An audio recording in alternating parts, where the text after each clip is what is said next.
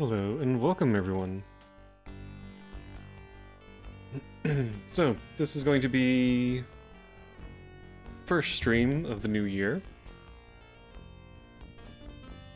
Jumping straight back into Quest for Glory with the fourth in the series, Shadows of Darkness.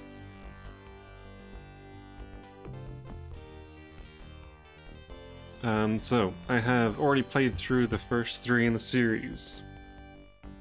Quest for Glory, so you want to be a hero, is what kicked it all off. We went to the town of Spielberg and helped a baron break a curse. We then traveled to the desert lands of Shapehere, where we helped stop an evil wizard from releasing a genie that was going to destroy the world. And then we traveled to the savannas and jungles of Tarna, where we stopped a demon from causing a war to break out between two different people. The Sambani and the leopard folk. At the end of that, we were whisked away through a magical portal to places that weren't revealed by the end of the game, actually.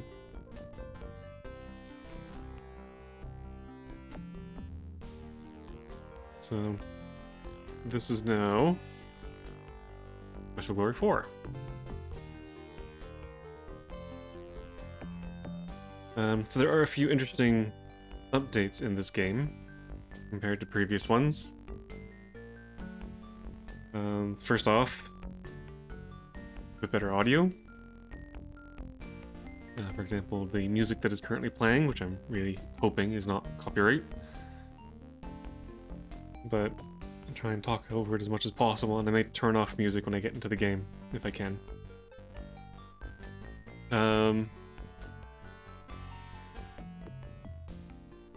So, again, I am running this through ScumVM, even though this is technically the Steam version of the game. Running it through Steam, unfortunately, does cause a few bugs, which the ScumVM launcher seems to not have.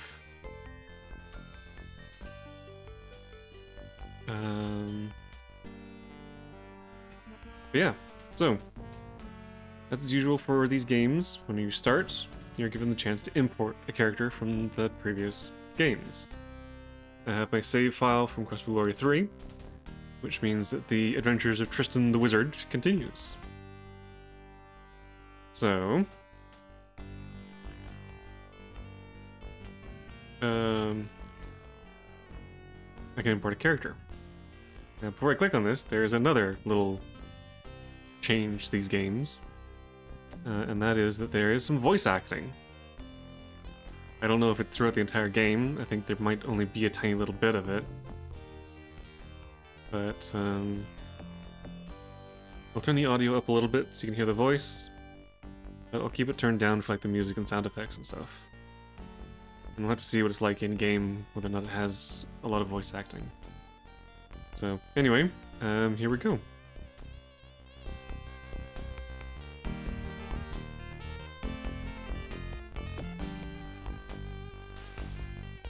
Please insert your saved character disc from any of the first 3 Quest for Glory games into the disk drive, so that your hero can make the journey to Quest for Glory, Shadows of Darkness.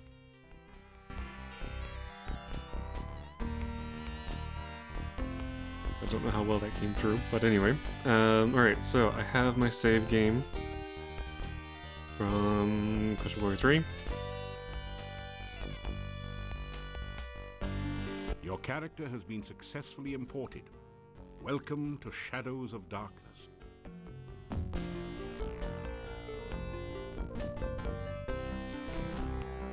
Alright, your character has been imported as a wizard. If it's incorrect, indicate. Yeah, so continuing as a wizard. And here we go. So I think a lot of my stats have been bumped up to 200, which is the minimum for starting this game. And I'm getting 100 points extra to bump things up even further. Now, there's only a couple things I really need to worry about. Things like strength, weapon use, and dodge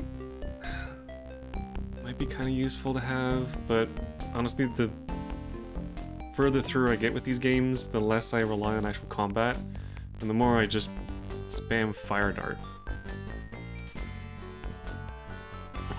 Or whatever happens to be the combat spell of choice. So I think what I'm going to do is lean even heavier into magic. And I'll do that. I'll add a bit of health.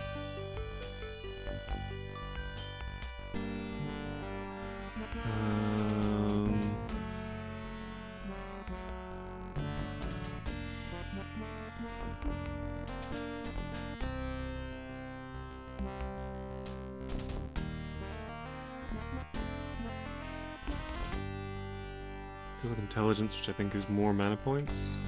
Yes. And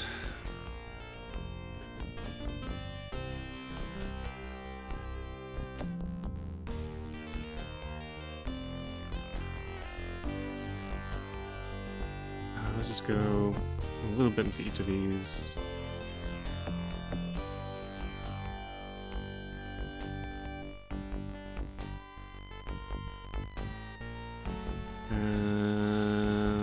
I don't know what exactly luck does, but let's just put 5 more into there. I don't know if 5 points really makes that much of a difference, but there we go. Alright, keeping the name. Points are spent. Let's get the show on the road. I have my points list, so I will be trying to get the full 500 points available in the game. I think this one is actually possible to get the full 500. But yeah, so let's check out number 4. You awaken from nightmares of flying and falling. You find yourself in this strange place. The only illumination, an eerie green glow. You've lost your weapons and the contents of your backpack somewhere during the journey. All you have are the clothes and armor on your back. This leaves you with 4 burning questions. Where are you? How did you get here? Who brought you here? And how in blazes can you get out of here? No, make that 5 burning questions. What city did your luggage end up in this time?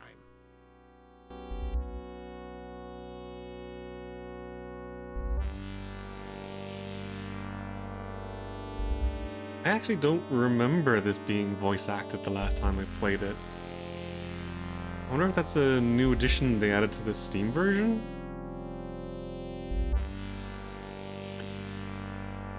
And let me just check to see. I actually kind of want to know who the voice actor is.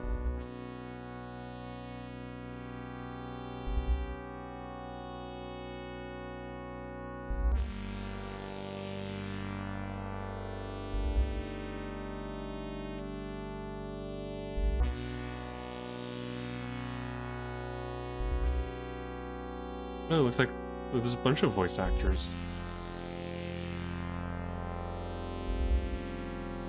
Oh, John Rhys Davies is the narrator.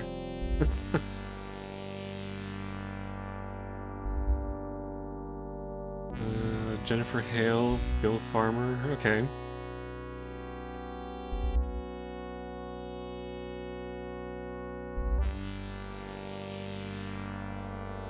Okay. Let me just see if I can turn the music down and the voice up.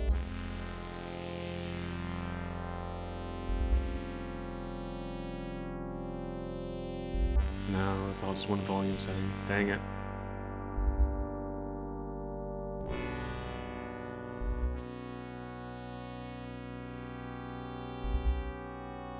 I guess you could switch it from audio to text.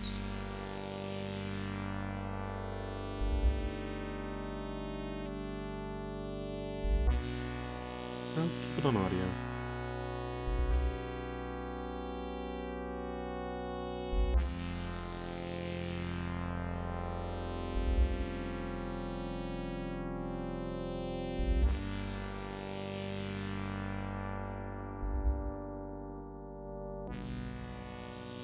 Okay, let's take a look around this weird place. So all my gear is gone, apparently. Oh yeah, it's all gone. A simple money pouch contains all the money you have with you. Crowns 1, total weight 1. I've lost all my money, I've lost all my gear. And I'm in some weird bony cave.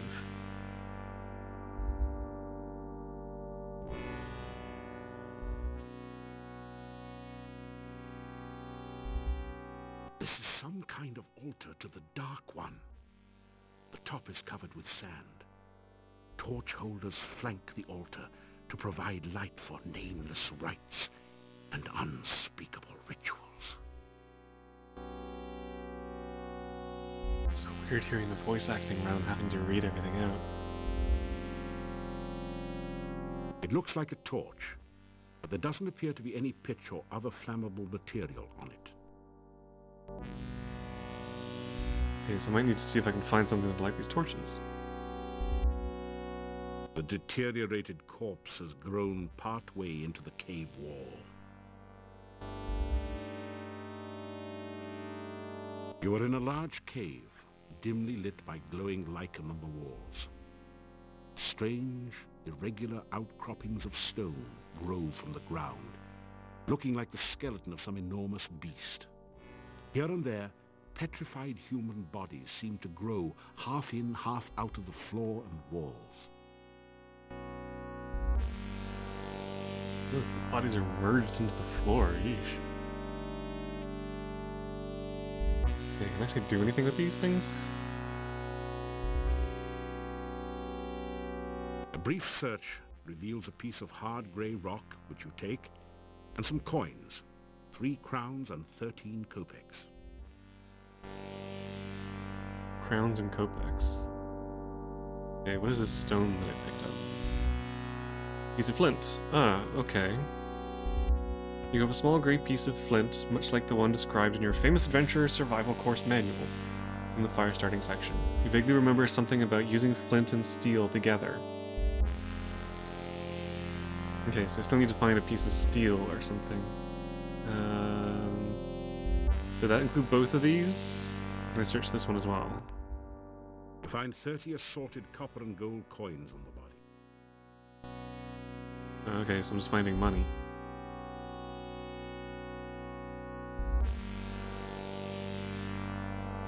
Crowns and kopecks are the currency of this world, or this place.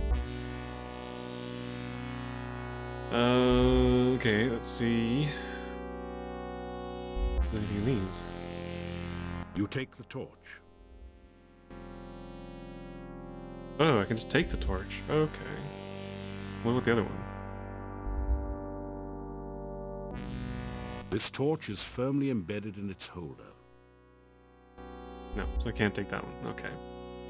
The altar feels strangely warm to your touch, but leaves a deeper chill somewhere within you. Alright. That didn't do anything. That didn't do anything. Okay. I guess let's see if we can go through this. It seems to be a kind of stone valve, acting as a door to the passageway beyond. Okay. Oh, where do I keep track of my points?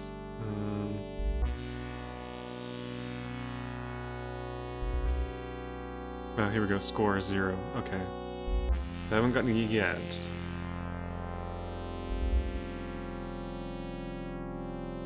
Alright, let's see if this door opens. Oh, I mean to turn the speed up a little bit.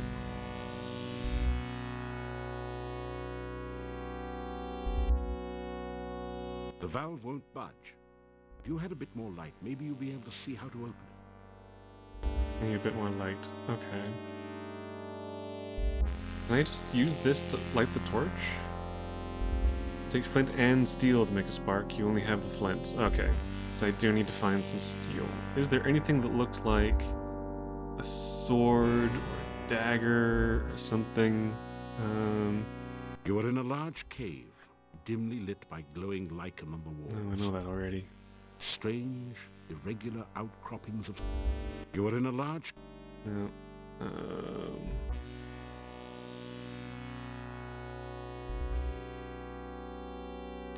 Let's turn the speed up a little bit.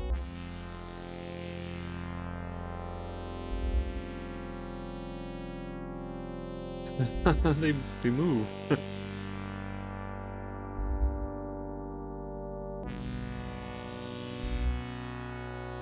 This is some kind of altar to the dark.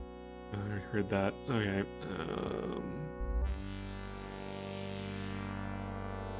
The torch is firmly embedded in its holder. No, that's the torch. I mean, can I cast a spell? I can do dazzling lights or something, can't I? Don't I have... Which is it?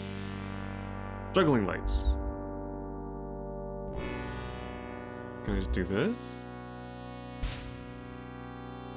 Woof. Oh, right, it only lasts for a moment. Okay.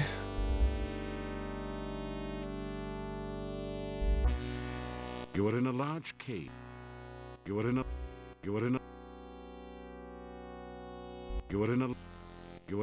Hmm. It looks pretty much as you'd expect. There's nothing in the torch hole. No. You find nothing else useful on the body. You find nothing else useful on the... Nothing else useful on the body. That didn't do anything. That didn't... That...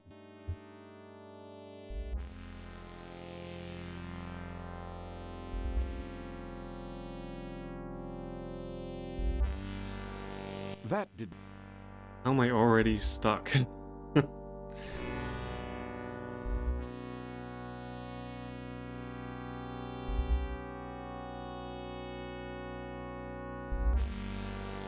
Use the money? No. It's flint and steel. Oops.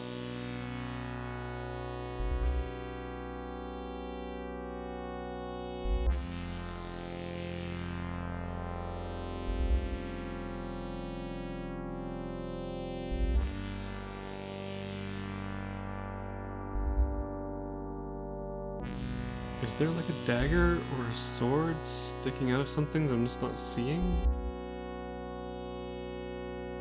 You search the desiccated body.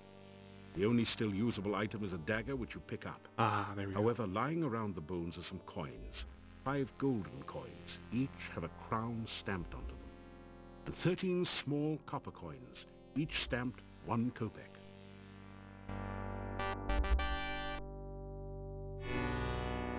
Was that the I gained points sound?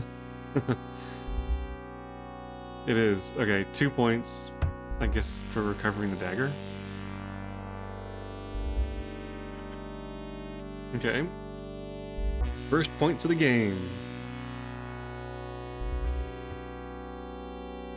I guess that's the get equipment thing. Okay, let's come back over to the door. The valve won't budge. Yeah. Okay, light the torch. Try that the other way around. Oops. Oh, come on. Stop it. You scrape the flint with your dagger, creating a spark. So I guess I just... that? You strike a spark with the flint and dagger to light the torch. Green flame. Wow.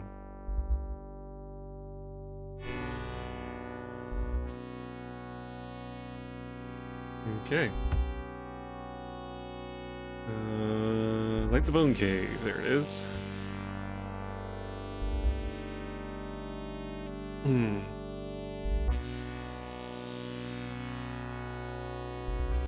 You force the sphincter open with your dagger and pass through.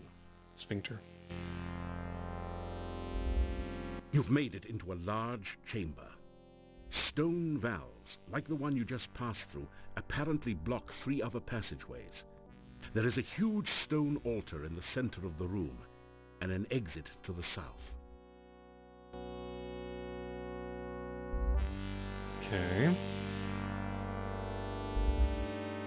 Someone has placed a large sheet, like a sort of makeshift shroud, over the withered corpse.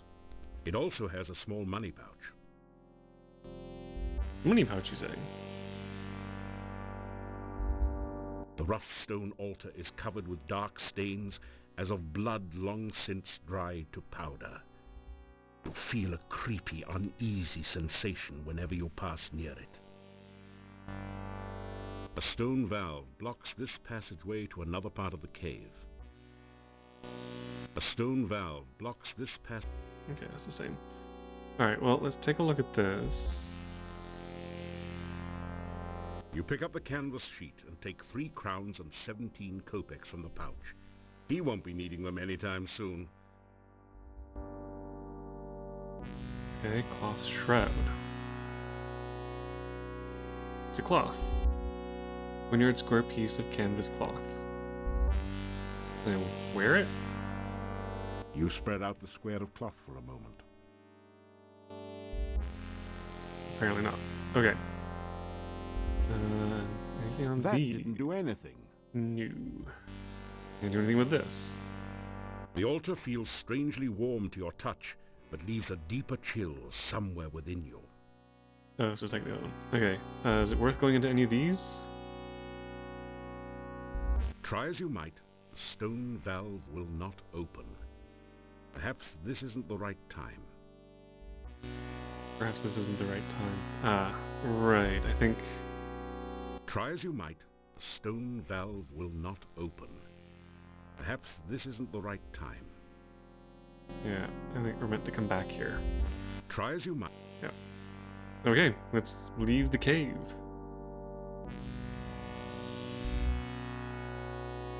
Actually, is it possible to have both the text and the voice on?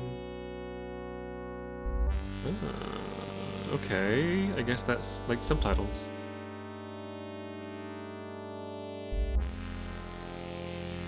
Yeah, let's give that a try. A flock of winged creatures emerges from the cave entrance, and they don't look friendly. Oh, balls.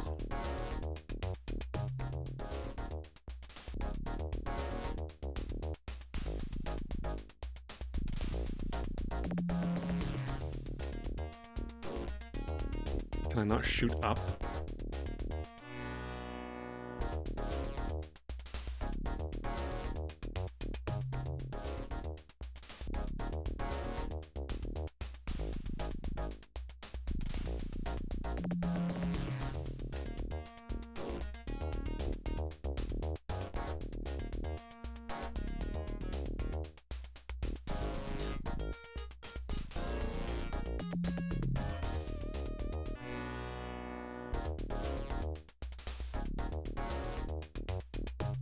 I have no idea what I'm doing. How do they turn it to automatic?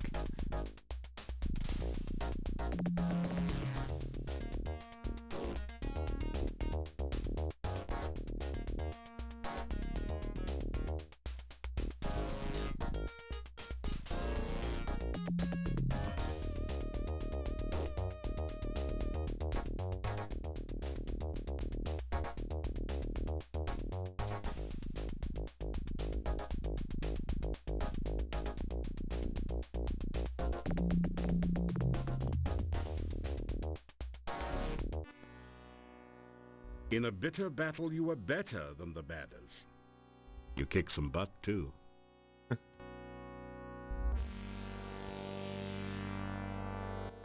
The badder wasn't carrying any valuables. Besides, its body is really gross. Okay, give me a second here. What the hell just happened?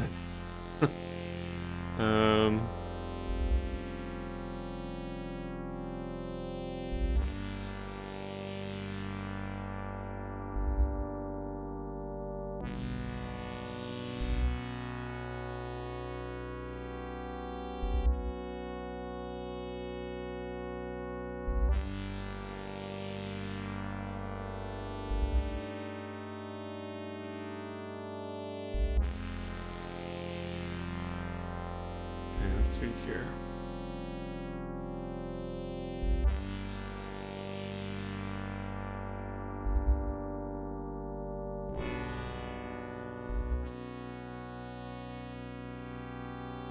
combat keys.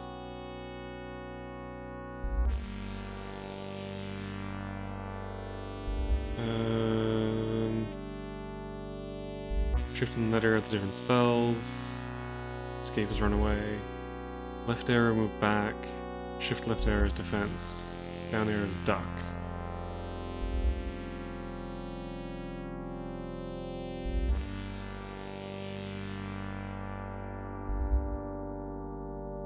Up arrow is jump. Shift up is attack high.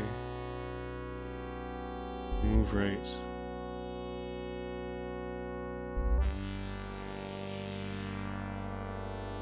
The arrow keys and shift. Why couldn't I cast spells up? That was weird.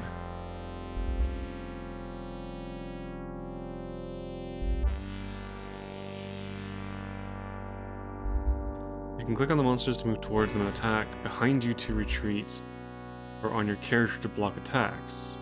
Hold down the mouse button a second or two to make a more damaging swing attack, or click quickly to thrust. Make sure you mix up your attacks and defense moves. It takes time to line up a really effective attack. Constant thrusts aren't very effective and allow the monsters to hurt your character.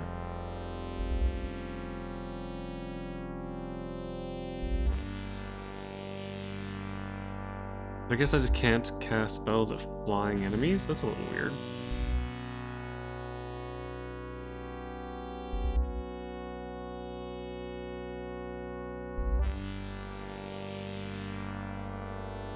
Okay, so it'll take me a little while to get used to the combat system using this game, but alright.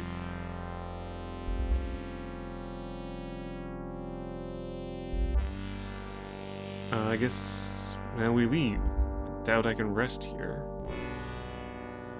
No rest for the chaste. No.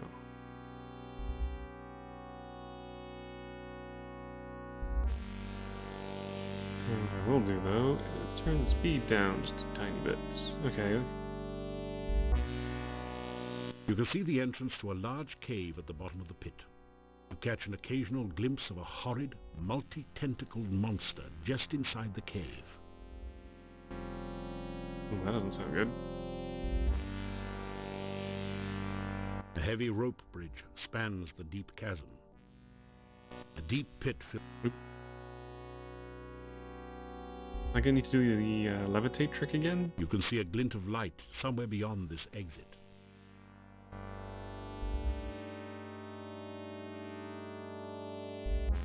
A deep pit fills most of this hallway. A rope bridge spans the narrowest stretch of the chasm. A deep pit... Okay.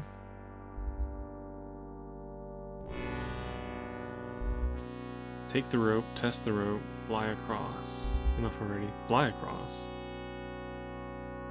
So I guess the air, the wind or whatever is enough to blow you across? I guess I could take the rope. A rope might be useful, but it's firmly attached on both ends. You think about cutting it loose, but then decide that you may have to come back this way again. Test the rope. You cautiously test the rope before crossing. It feels as though it's firmly anchored on both ends of the chasm. Okay. Well, fly across. I guess we levitate and then pull ourselves across with the rope. It would be nice work if you could get it, but you don't know a flying spell. The best you can do is to levitate, but that just takes you up and down, unless you can find a way to let the wind help you. Unless you can find a way to make the wind help you.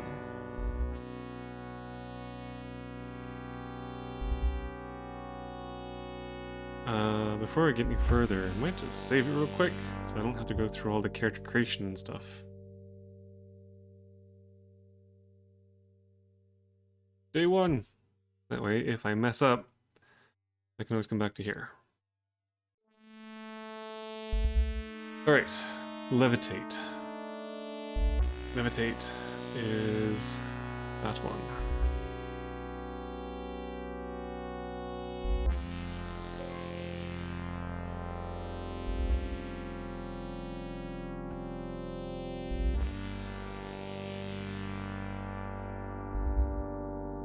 You could definitely feel the wind rushing past you as you floated in the air.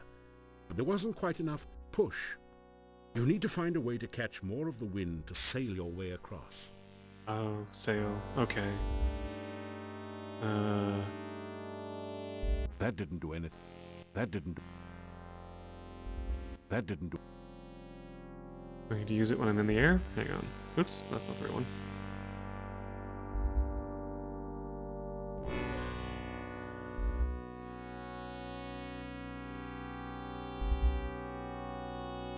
Can't.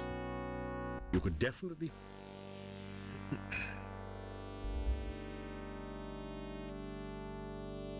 Okay, can I cut up canvas? It's small enough already.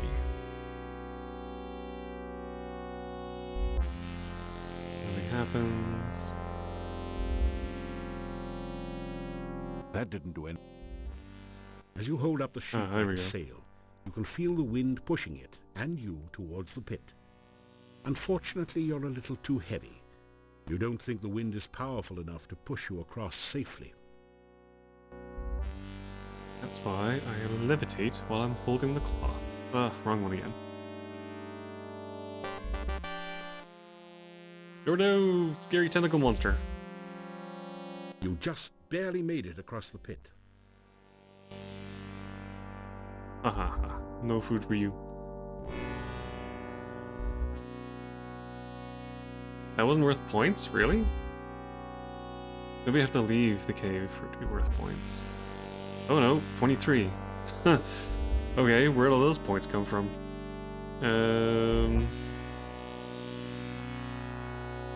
Oh, across the pit. 15, okay. The 15 plus 8, yeah, 23.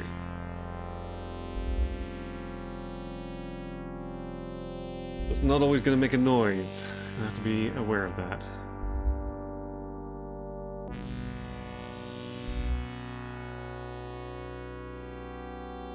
Okay, let's get out of here.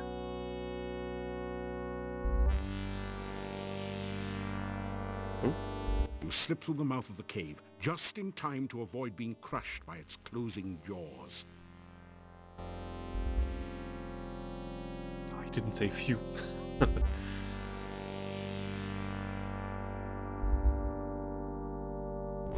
You are alive! Only one person has ever walked away from there before. Who are you? How did you get here? Oh, there are so many questions I want to ask you, but I have to get home quickly. It is so dangerous out at night in Mordavia. The town is due north of here. Be careful, there are many bad things wandering around. Good luck! Oh, by the way, my name is Katrina. I hope we meet again sometime. Farewell.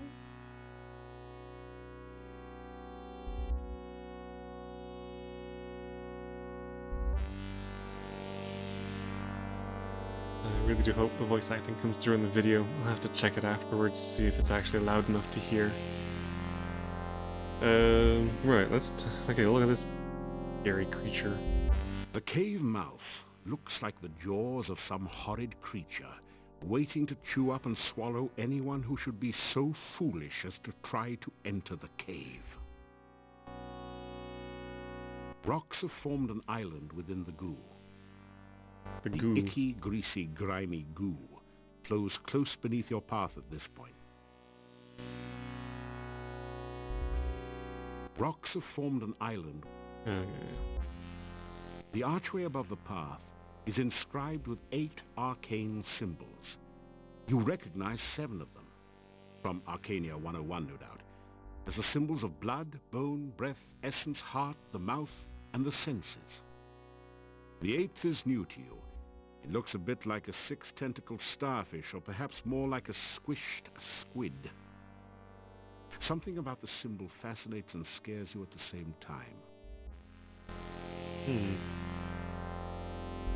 I wonder if we can take it with us.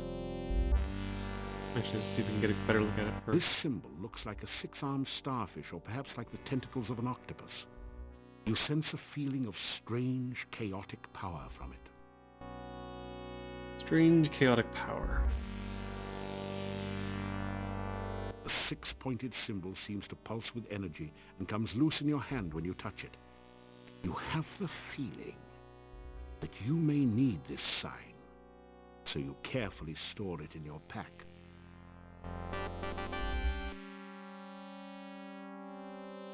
Okay. 29.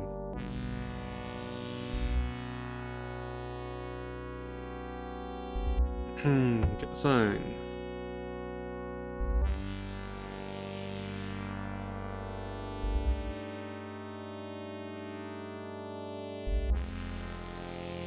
Something about this bronze symbol makes your skin crawl. It looks vaguely like a stylized octopus with only 6 tentacles. Alright, well, can I rest out here?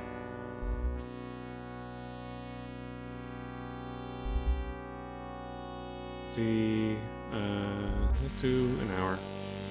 After some rest, you feel worse than before. Oh. Okay. Well, at least it's a little brighter.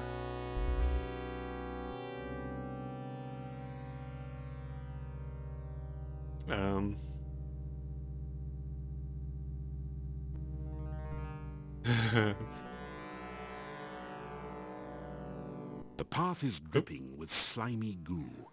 You're having a hard time maintaining your footing on it.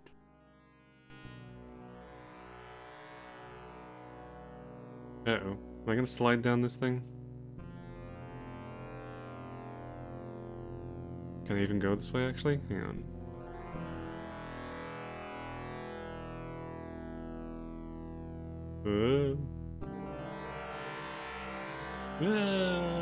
Okay. A pool of sticky, greasy-looking slime dominates this area below the cave. A stream of slimy goo oozes down the right side, and goo dripping on the path makes it slimy and treacherous as well. This tall standing stone has been carved, so that the top looks like a squid is perched upon it. Yes. It definitely looks like a squid. Yes. Okay, can I actually do anything with this stuff? That didn't do. The standing stone feels Rock solid. I'm guessing I leave this way?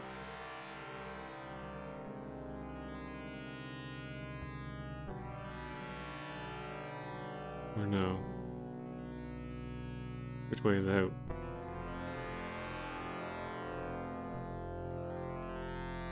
Can I not move using the arrow keys? Nope, mouse only? Okay. Ah, there we go. Oh, this looks pleasant. Okay.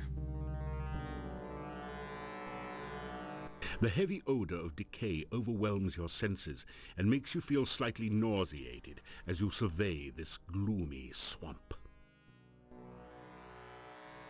The decayed remains of a human arm claw at you as if to drag you down to share its doom.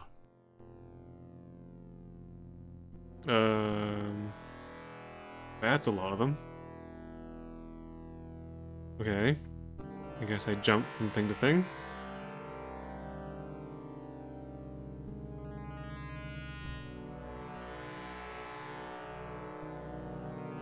Small hummocks of earth and grass rise out of the seething swamp. Okay. How do I jump to it?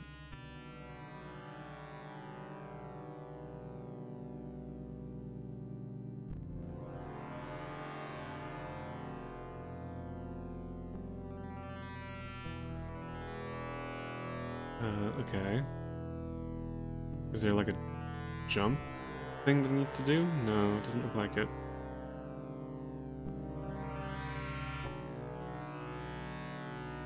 Can I do anything with the tree? This tree looks like it only recently lost the battle against the change in its environment.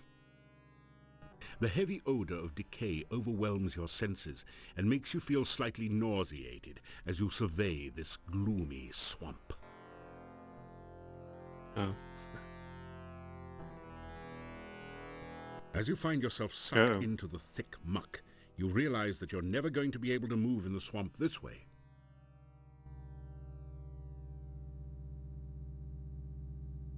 You are so exhausted that... Ouch.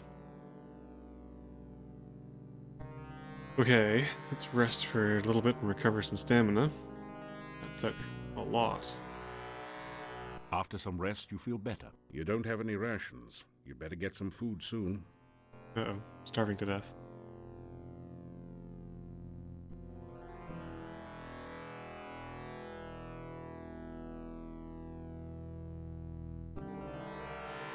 So why can't I jump to these things?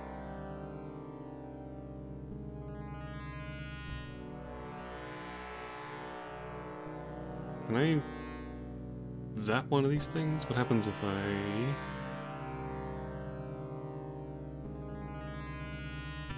I wait for them to come back. Here we go.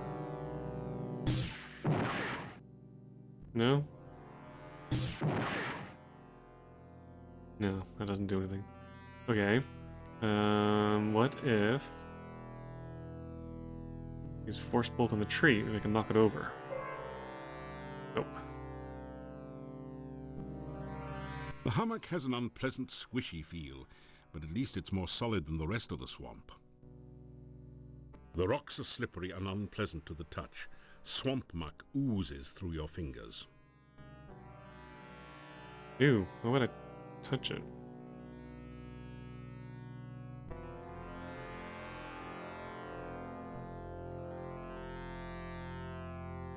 As you find yourself sucked, you are so exhausted. Ugh, okay.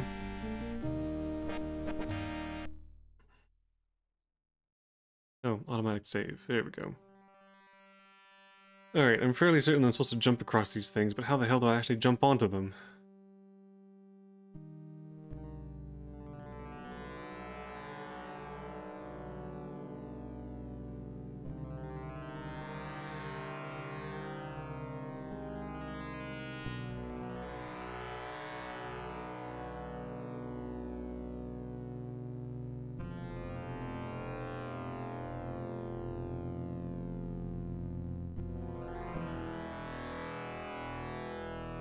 You straighten out your jacket and retie your boots. Appearances count. You straight... It doesn't say. No one seems... No? Am I even supposed to be jumping over this? Do I just go... Let's... Oh, Pete's sake. Okay. And remember, she did just say go north. Well, this looks a lot more pleasant. Large deciduous trees make their stand among the pines. They know how to leaf well enough alone in the fall. The pun humor. The red bush looks ready for anything. You are in the southwestern corner of the forest. Dank mists rise from a dismal swamp to the south and west. The path to the dark cave lies to the southeast. You are in... Okay, so this should lead back to the swamp, right?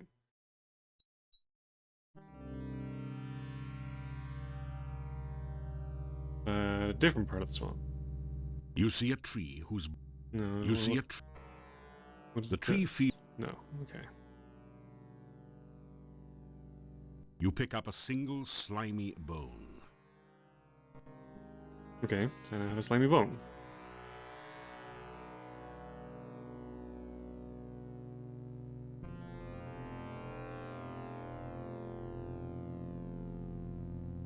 Okay. It looks like all I can do here, so... Back to the woods and head north. I can't remember what the monster situation is like here. I don't know if it's, like in Quest for Glory 1, where the monsters run at you from the side of the screen.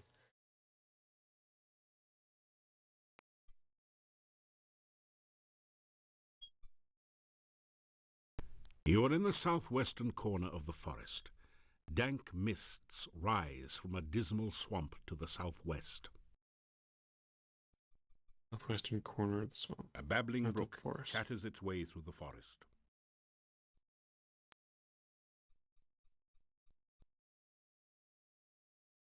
Grey rocks litter the ground everywhere, reminders of glaciers long since passed. You are in the south. Okay. A babbling brook. Southwest. So I'm thinking I'm supposed to go this way, but what is over here?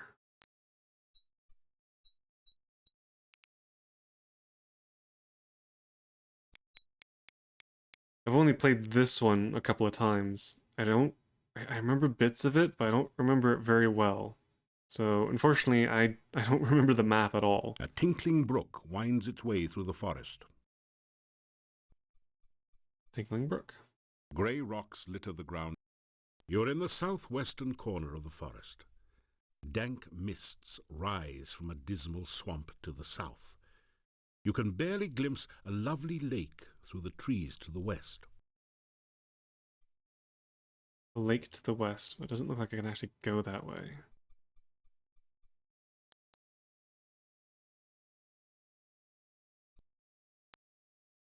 No. Okay. But it looks like I can cross here.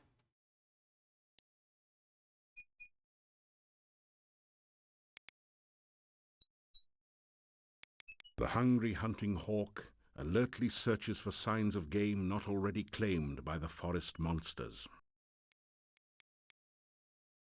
You are in the western part of the forest. Okay, so this is west. Oh.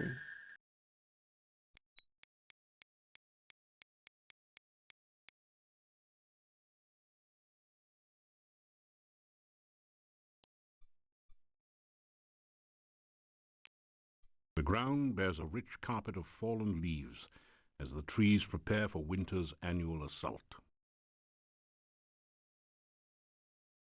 Grey rocks litter.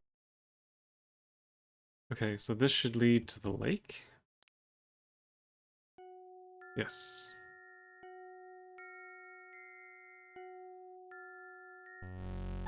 Oh. Hello there. Could you help me? This water is so cold and I need someone to help warm me. Could be safe for Twitch.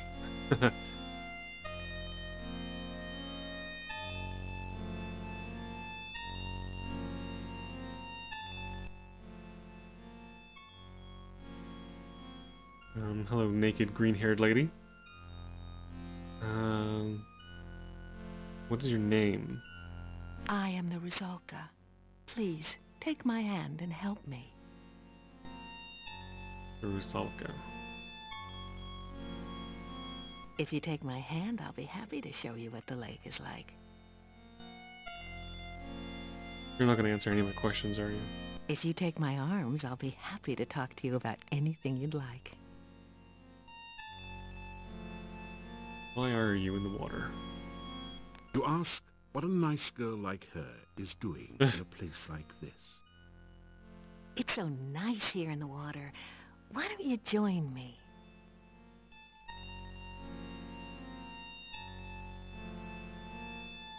Yeah. You stand on Don't the think shores so. of a vast and beautiful mountain lake. To the north and east lies the pine forest. To the south, the lake drains into a dark and dismal swamp. This is one of the most beautiful women you've ever seen. She has lovely, long, golden green hair, although your eyesight tends to focus a bit lower than that. It is so cold here in the lake. Please, come and hold me and help me to be warm again. Okay, I don't think so.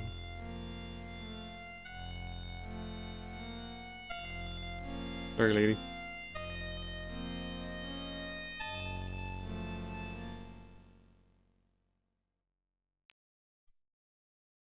I'll come back and talk to you again. Oh, there isn't actually anything up here. Okay. Can I go that way? No. So this is the western edge.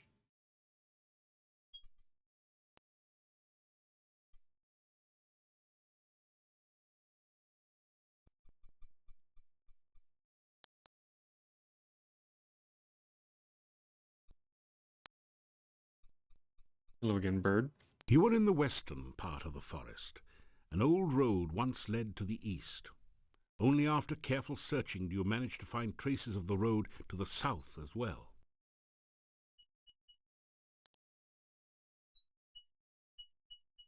Okay. We go up here.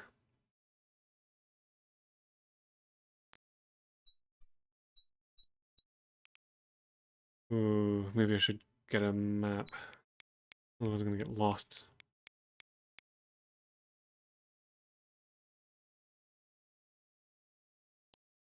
You're in the western part of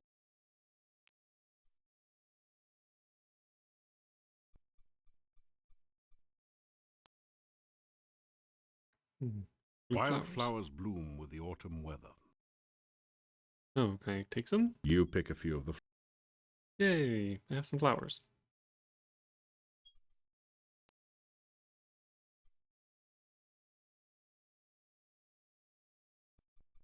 And this place is bigger than I remember. The ground bears a rich carpet of fallen leaves.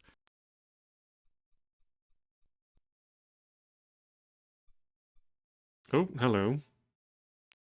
A heavy gate blocks the way to the winding road. Far in the distance, you can see a majestic castle. Welcome to Mordavia. It's nice to have some fresh blood around here. We so seldom see strangers.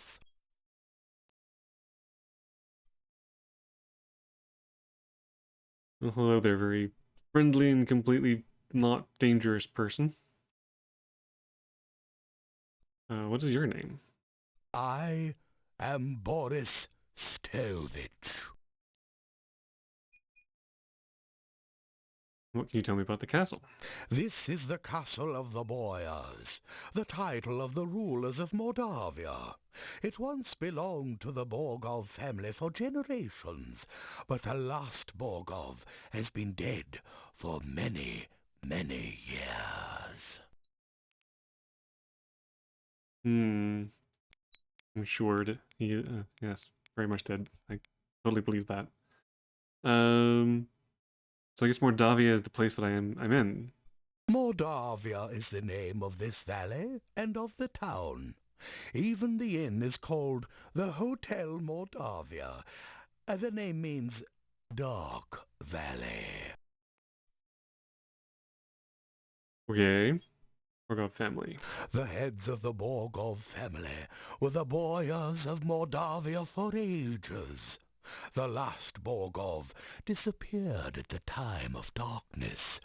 No one knows what became of him. So he just disappeared. Okay. Time of darkness. It is bad luck to even speak of the time of darkness. Mordavia was a safe and lovely land before that time. Much has changed since then, and for the worse.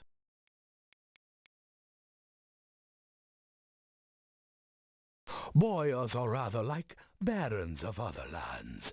They own the castle and protect everyone within their domain. Okay.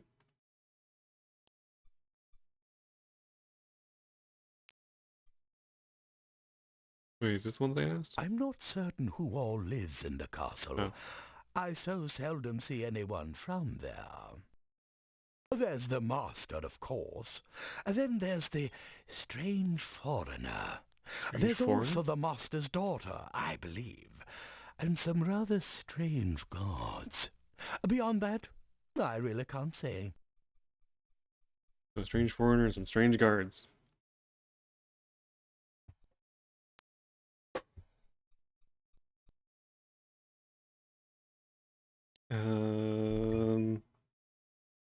I guess we start at the top and work down. I haven't actually seen the daughter, but I know the master is quite proud of her.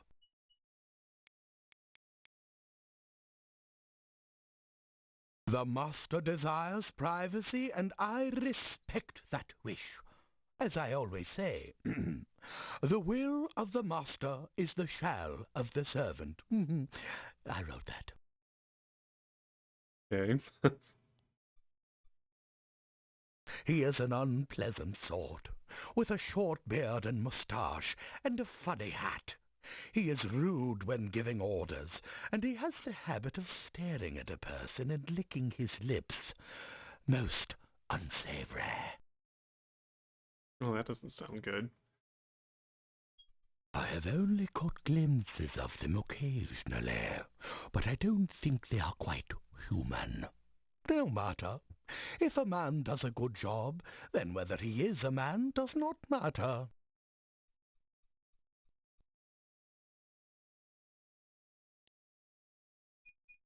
Okay. This is the gate to Borgov Castle. You can see it in the distance behind here. I am here to make certain that only welcome guests may enter through here in the daytime. At night, this gate is guarded by huge necrotaurs, who make certain no one tries to enter without permission. Necrotors? The town of Mordavia is to the east of here. Turn to the east as you leave and continue until your way is blocked by rocks. Then turn north, and you will find the gates of the town. Straight east and then north. Okay, thank you for the information. This heavy gate blocks access to the castle road. The gate makes you wait. The Sierra wordplay.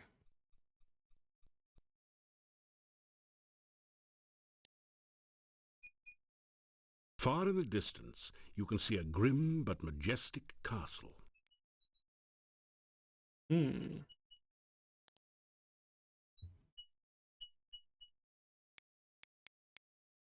Goodbye, young man.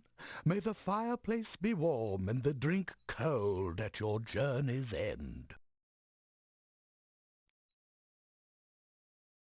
Alright. So east and then north.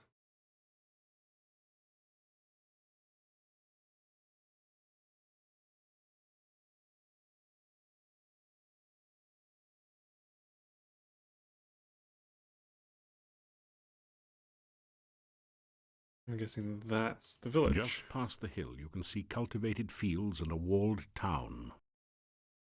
Oh, whatever.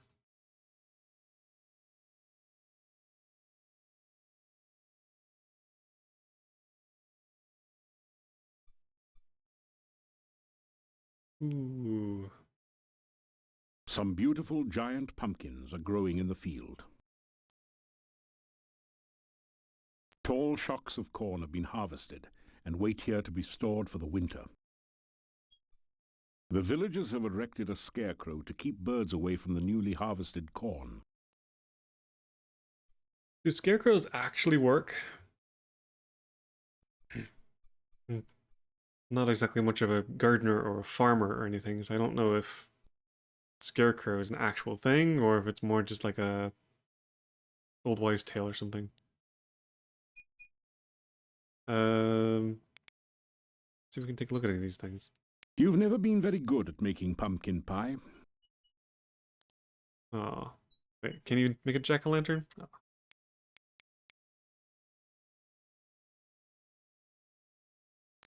You Nope. take an ear of the corn and put it away in your pack. That didn't do it. I hope they don't mind me taking a piece of corn. You can't take the scarecrow. That would be strawberry.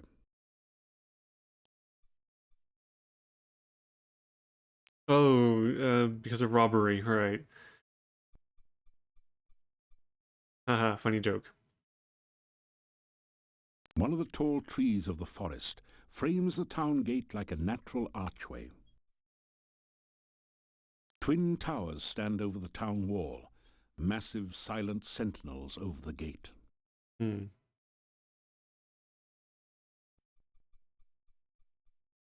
Alright, well, let's go in.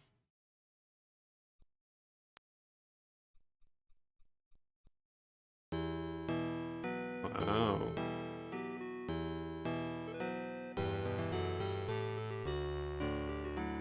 Beautiful, out-of-season flowers grow all around the stone monument. The curved staff has a very organic look to it. Its curves seem somehow feminine. You can feel a sense of magical power radiating all around it.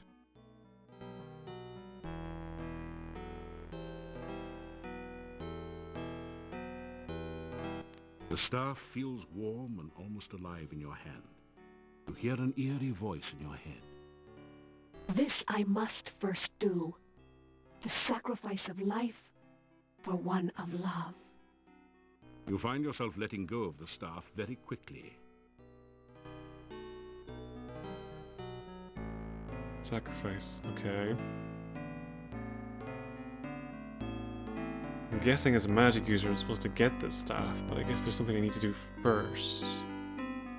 You already have some flowers. This is very Irana's piece. I wonder if this is another Irana thing. Okay, well, we can take a look left, we can take a look right. I think we should maybe follow the shops around here and see what we can find. To the north you can see the buildings of the town. It looks a little like Spielberg, yet also very different in some undefinable way. A familiar sense of peace and harmony fills you as you look around here. The smell of sweet flowers reminds you of Irana's piece in Spielberg. Oh, there we go, yeah. Your eyes are drawn to the staff in the middle of this lovely area. It is obviously a wizard's magical staff. Oh yeah, my staff shattered, or I guess I exploded it, so I don't have a magic staff anymore. Wait, so does that mean can I actually go this way? Or do I have to go this way? It didn't have a special text for over here. Oh, there we go. The old man hello? walks with a slumped back and a sad, dejected look in his eyes. He seems to be searching for something that he hasn't been able to find.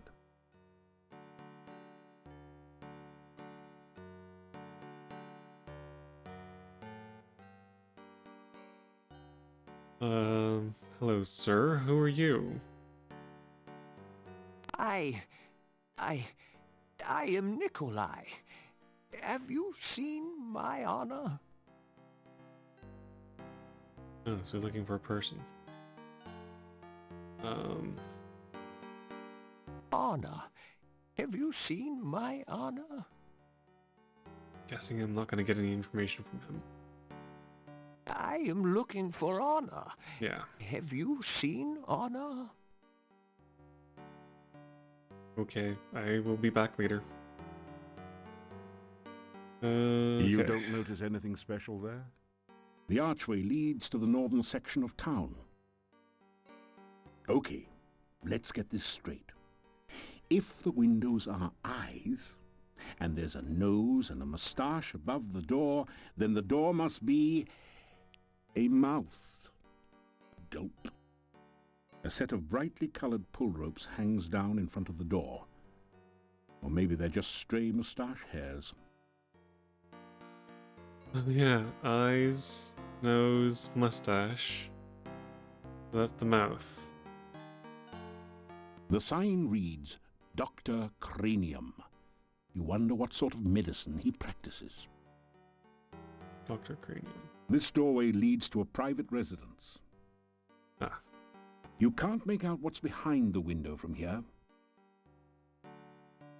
Oh, if I get closer, can I look in the window?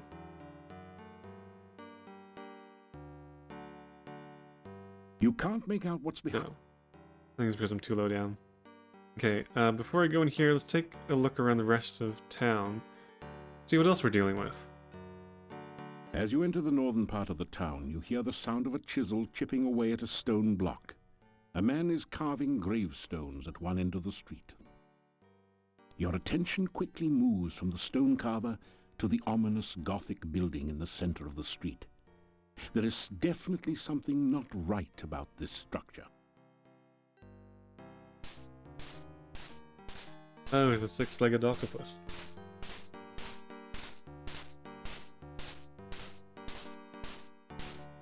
Okay, well,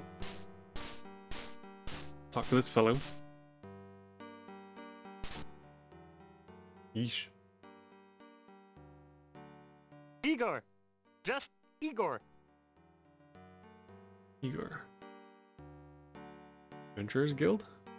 Building was Adventurers Guild. No adventurers, no guild. Oh, so it's abandoned. Okay. Town Mordavia. This north part of town. Oh, this day job. Also work graveyard shift. Little graveyard humor there.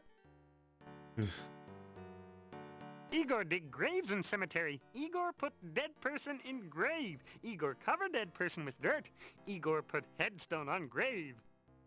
Oh, plenty job security around here. Business is piling up. Little graveyard humor there. Again. Okay.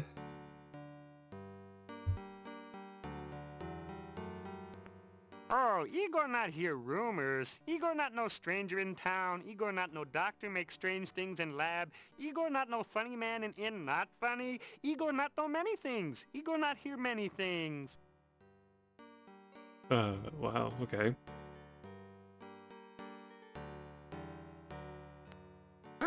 Bad building. No go there. Bad, bad, bad.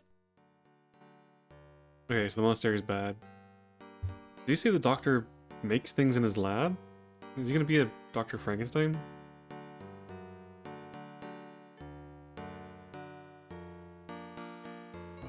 Okay, I'll let you get back to your work.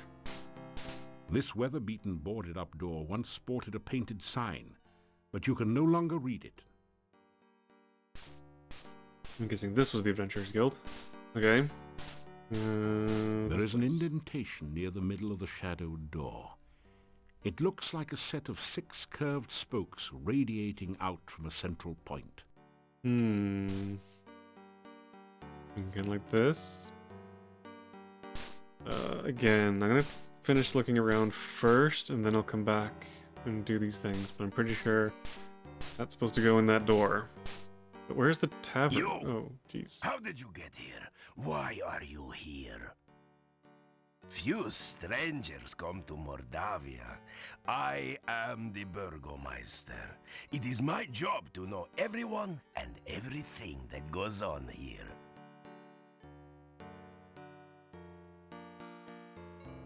Okay. This is the Hotel Mordavia, best and only inn in town. This is a well-stocked country store. Various foodstuffs and useful items adorn the shelves. Rations, okay. This heavy wooden door guards the entrance to the Burgomeister's office. From the sign reading Burgomeister's office, you cleverly deduce that the Burgomeister works here. It's been years since you studied Mordavian, but you think that Burgomeister might be the word for mayor, or perhaps sheriff. The sign reads General Store. You wonder how much of a commission the salespeople get. The sign simply reads Inn. Guess that means you should go in. You don't... Okay.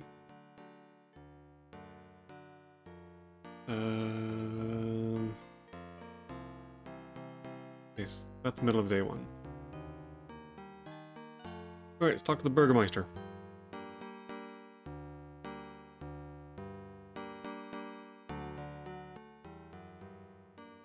My name is Dmitri Ivanov. I am the Burgomeister of this town.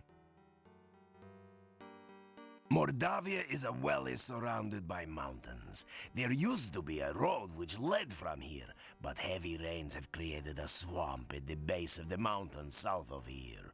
No wagons can get you in or out, nor can any person, except perhaps you. Well, I kind of made it in a different way. This is the town of Mordavia. There is an inn and a shop down the street where you can spend the night or get some supplies and be on your way. The sooner you leave, the better for all. There are many dangers in Mordavia, and we certainly do not need a stranger to stir up new troubles. Friendly bunch. The Hotel Mordavia has rooms and food. It is a safe place to spend the night. The shop does not carry much. We have been cut off from supplies for a while now. Still, you may at least restock your food rations before you continue with your travels. Food rations. That's what I need. There are many strange and dangerous creatures that live in Mordavia. Trust nothing.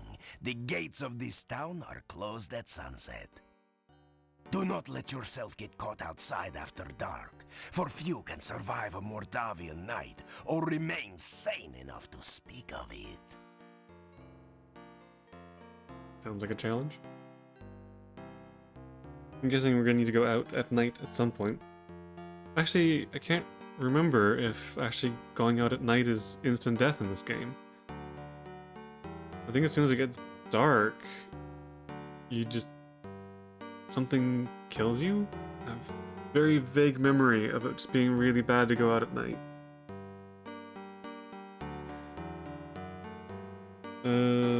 Right.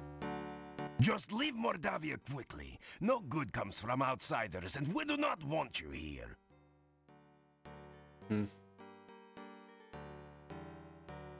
Not exactly like I can leave.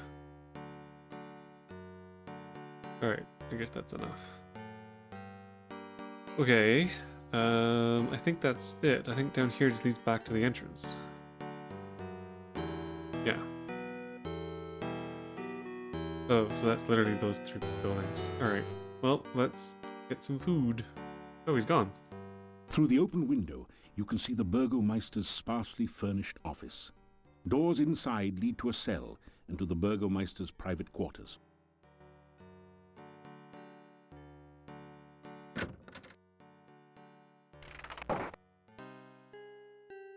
This general store is cheery and well lit, thanks to the warm hearth. The first things that you notice are the cats. They seem to be everywhere. Then you see the shopkeeper, sitting on her rocking chair as she knits. She's a very, well, sturdy-looking woman. So, you're the stranger in town. I've heard all about you already.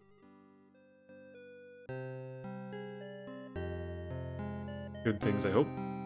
Jeez, little cats. Either garlic is one of the most popular products here, or the shopkeeper ordered way too much and hasn't been able to get rid of it. The shopkeeper does a good business in clocks. Apparently the villagers like to be able to tell when night is approaching. This is a store counter. It's covered with more cats than merchandise. The cozy cat conveys a calmness most common in comfortable confine. Alliteration. It's an ornamental dinner plate. It looks like an ancient temple that the shopkeeper has put up on the mantle as a good luck symbol. The fire helps keep the shop and the cats warm on these cold autumn evenings. This used to be a knitting basket, but now seems to have become a cat basket. Amazing how that tends to happen. The window looks out on the street and provides some extra sunlight in which the cats can bask. The shopkeeper is a short, plump, plain-faced woman with coarse features. Okay.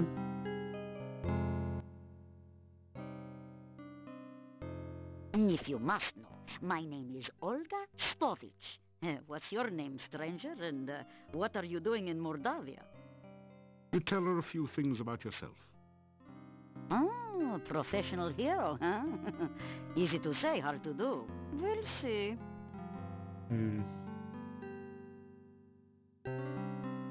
Alright. Before I purchase goods, let's see if you know any rumors. What would you like to know about? Innkeeper's wife. Werewolves? Yeah, Bella's a good woman. She's the one who really runs the inn. Her husband just gives orders. Someday she'll give Yuri a piece of her mind, and good for her. The things she puts up with. Bella, she was a pretty woman not long ago. Was not called Bella for nothing. Losing her only child really aged her. What a tragedy.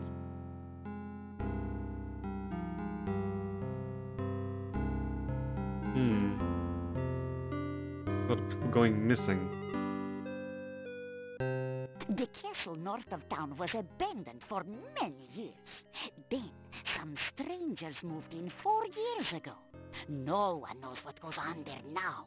But it won't be for the good, I'll tell you.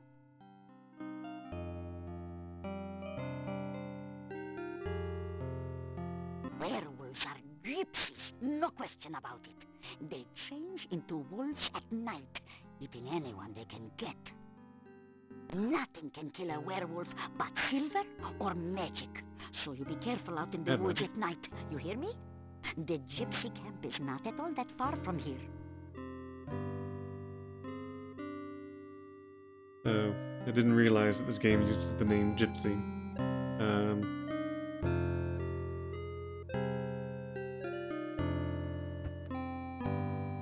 It unfortunately is just, it's part of the game. That is a bad place, and you'd better have nothing to do with it. It is dangerous, and should have been torn down long ago.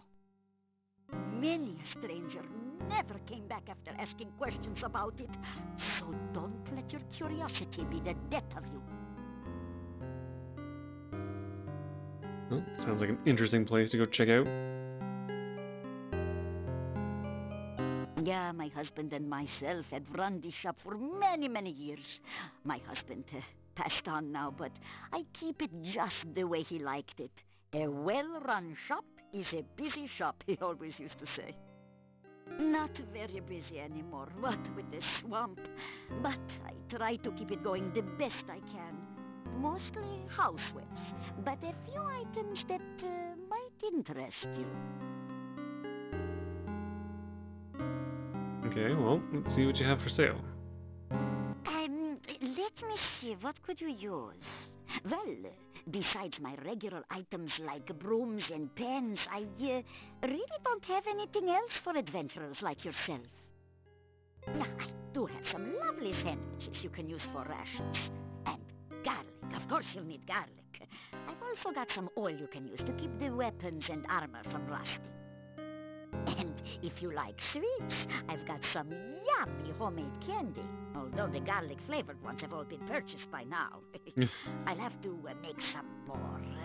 Oh, and a shopping bag to carry things in. I have a couple of those left.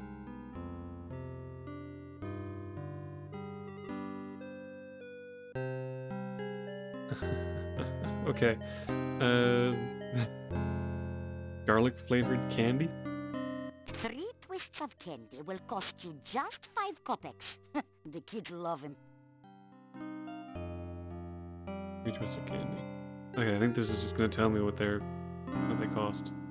Oh, now garlic is a must-have item. Yeah. It's just 25 kopecks for a bulb, and it will add flavor to any food. Storekeeper looks around nervously for a moment, then continues.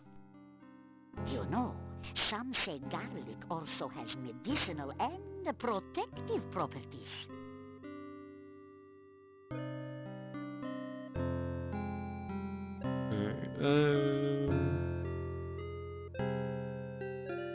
Well, we'll see what she has to say about these things. My husband always said I make the most interesting sandwiches. They're very good for you, and I only charge 50 kopecks each for them. Each. Oof. The shopping bag costs 50 kopecks. It is very useful for carrying your purchases or other large things. Yeah, so we end up using a shopping bag for something at some point. A flask of household oil will cost you 100 kopecks. It's good for door squeaks and can also be used to loosen up rusty wagon wheels. Might only need the oil if I was playing as a thief character. I can sell you a very nice large pie pan for 250 kopecks. I've always admired a man who can cook. Nope. Thank you for the follow, Dead Anthony.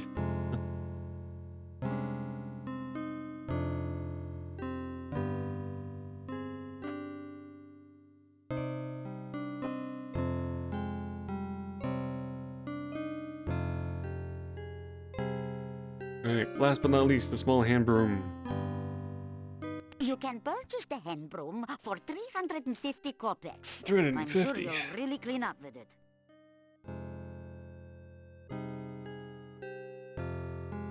Alright, well I don't know if everything here is going to be useful.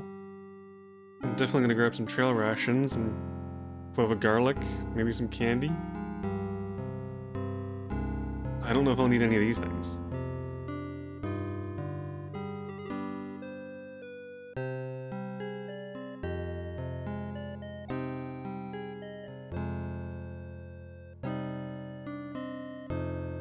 Okay, so I don't have a lot of money.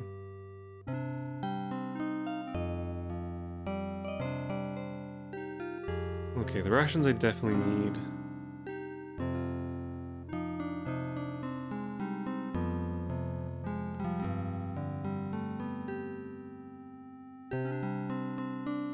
Chance to bargain?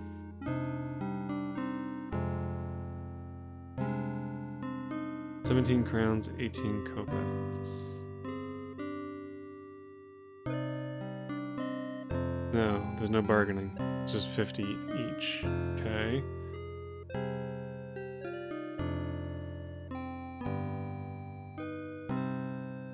Okay, so it looks like 100 kopecks is a crown. Every 2 is a crown. So I have 2. How many should I buy? Should probably buy a couple. 2, 3.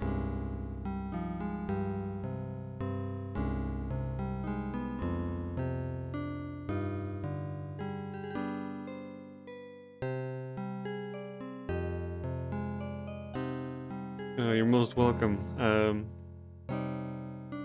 replaying through the entire Quest for Glory series.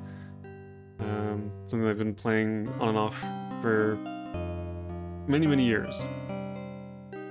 So it's kind of a nostalgia hit to come back to these games again. But just getting started on this, so this is the relaxed part where I'm shopping and just doing some basic stuff.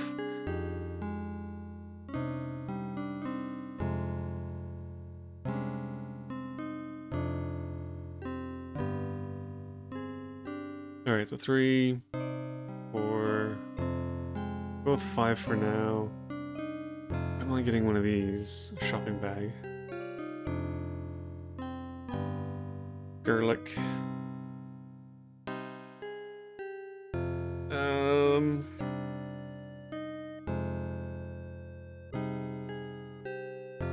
And some candy. I'll save the rest. I don't know how quickly I'm gonna go through this money. Alright, let's go with that for now. Alright, I think that's it. So now we can go to the inn. It is still only midday. But it's probably worth checking out. Oh, actually, before... Goodbye. Or, as my dear departed Boris used to say, may the winds blow fair at your beck. Before I go to the inn, I might check out the Dr. Cranium's place. The inn seems like a good place to go, kind of at the end of the day. Maybe I'll check the monastery first, and then go to the inn at sundown. We'll see. Okay.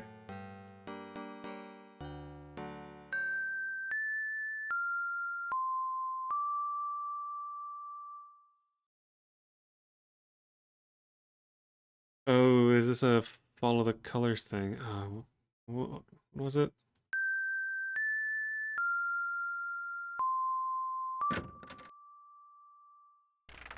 There we go. Wow. This strange device is labeled Transcendental Receiving Animal Processor. I wonder if that stands for something. Be careful, it might be a trap. TRAP. It reminds you of a porthole minus the glass cover. So it's definitely not a glass of port.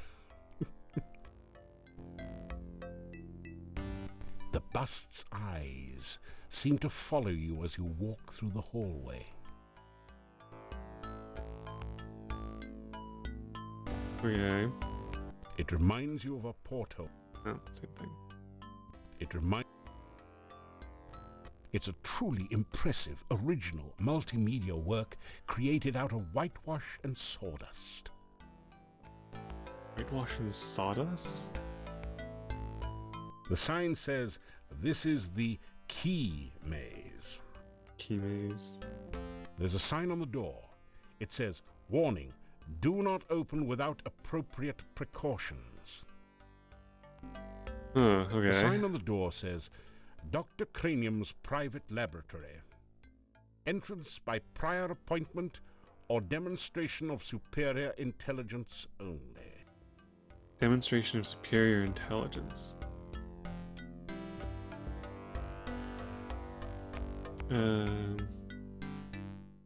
I gotta save real quick since I haven't done that in a while.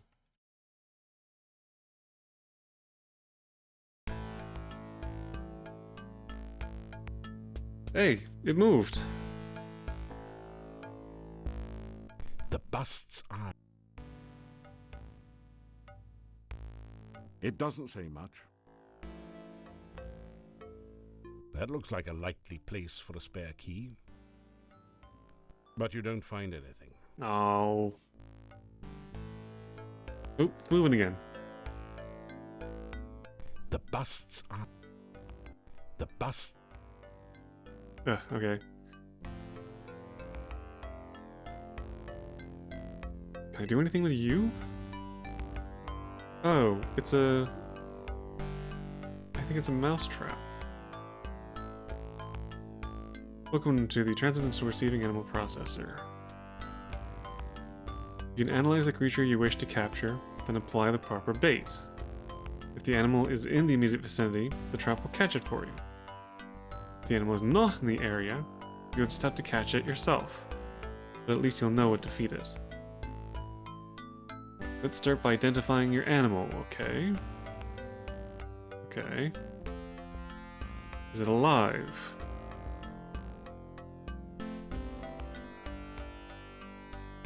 I'm guessing I'm supposed to know what I'm asking about? Is it fast? Oh, this probably gives information on the different monsters that you encounter. There's mention of a werewolf. So I guess if werewolf is fast.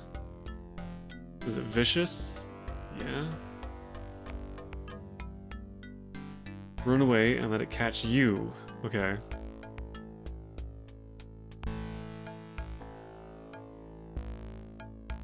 Is it alive? Yes. Is it fast? No. Just move faster than it does then.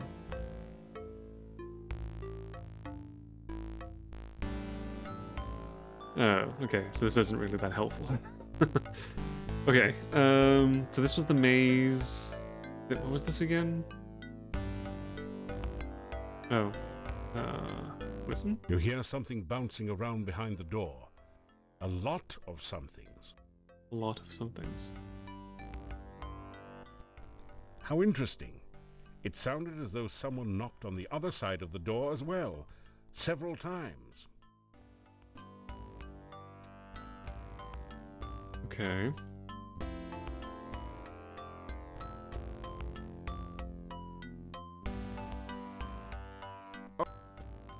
Oh, balls.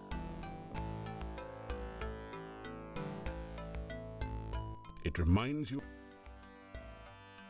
Hey. Luckily, nothing... Little thingies.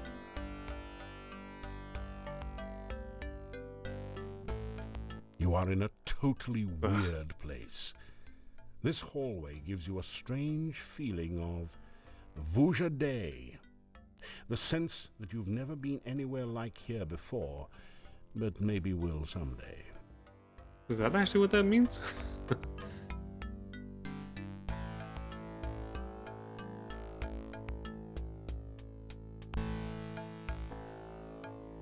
You are in a... Trying to catch the little blue things. It's a cute little bouncing baby Antwerp. Bouncing baby Antwerp. And we're very impressed that you managed to catch one long enough to look at it. Can I use this thing to catch him? Okay. Is it alive? I think Antwerps are alive. Is it fast? Yes. Is it vicious? No. Is it silly? Yeah, I would say it's silly. Oh. You're trying to catch a flying aardvark. No. You obviously have a craving for chocolate mousse. No. You aren't looking for an Antwerp, are you? Yes. You surely don't mean a full-sized adult Antwerp, do you? No. Bouncing baby Antwerps are avid avocado eaters.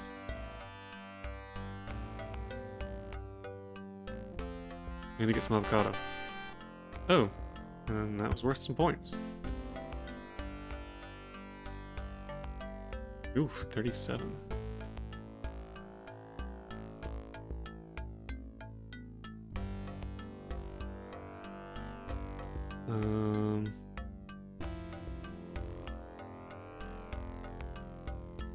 Open Cranium's front door was worth some points. That's 35. And then identify an Antwerp.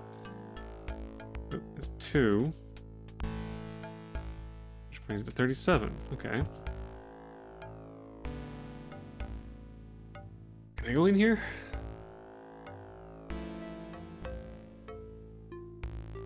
Nope, just more of them come out. Oh no, you've been Antwerped. Oh, that's what that was. Fortunately, these are just baby Antwerps, so the attack wasn't fatal. Okay, so that's it for that. Can I go into the maze? You don't hear anything behind this door. There is no response to your knock. Behind the door is a sort of rat maze, but it's missing the rat, or whatever is supposed to be traversing the maze. Oh, I wonder if it's the baby Antwerps. Okay then. Can I go in here? Unlock. You hear mysterious bubbling and sizzling noises. Every once in a while you think you hear someone muttering to himself. Okay, so he is in there. You faintly hear a voice saying, "Don't knock! Come on in!" from beyond the door. Yeah, okay. Oh, you gotta be kidding me.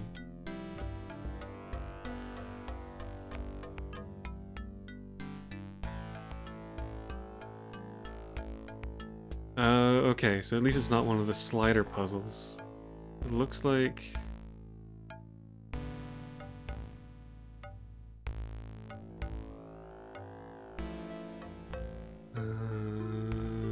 those go together.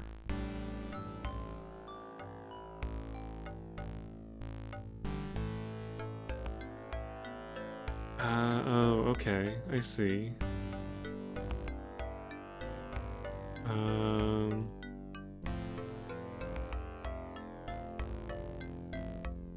Like that, like that, like that. No, these are wrong.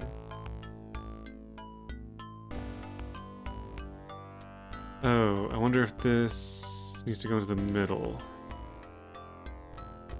Oops.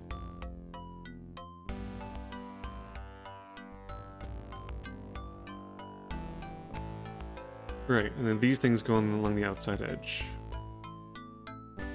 So...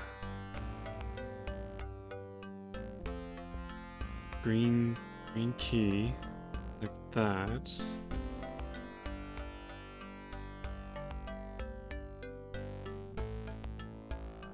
Red key. Is that?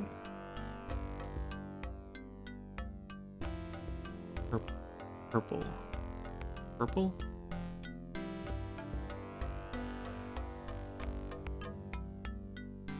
But that doesn't seem to match up with that.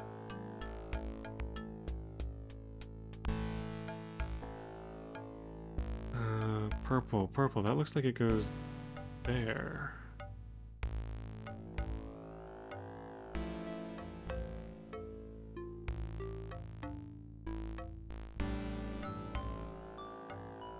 But that can't be... Hang on.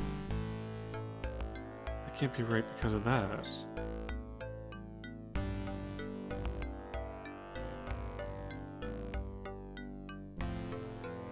Okay, blue, that looks right. That looks right. That looks right. That one doesn't look right. Oh, red?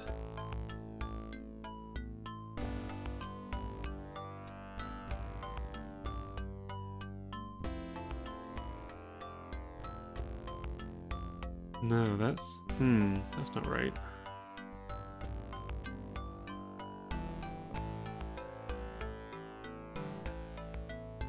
Green, red.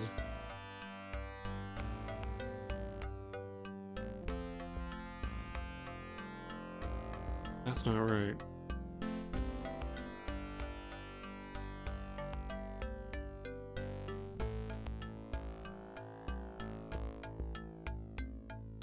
What is... Oh, hang on.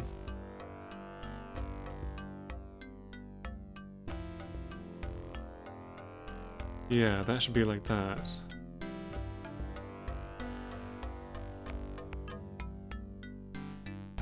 Oh, wait. That... Oh, those are in the wrong place. Okay, so that's supposed to go there. There we go. You've uncovered a keyhole, but you don't have the proper key to open this door. Oh.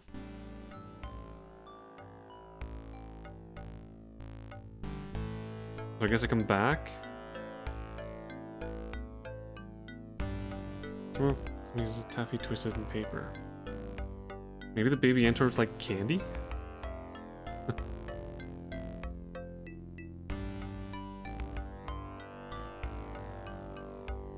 That didn't do anything useful.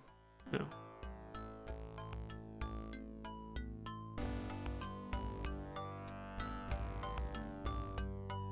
It can sometimes take me a little while to figure out the puzzles, but eventually I do get there. Alright, avocado. I might go back to the store and see if they sell any. I think I might have to come back here. I need a key to get into there. I need to trap one of these little baby Antwerps.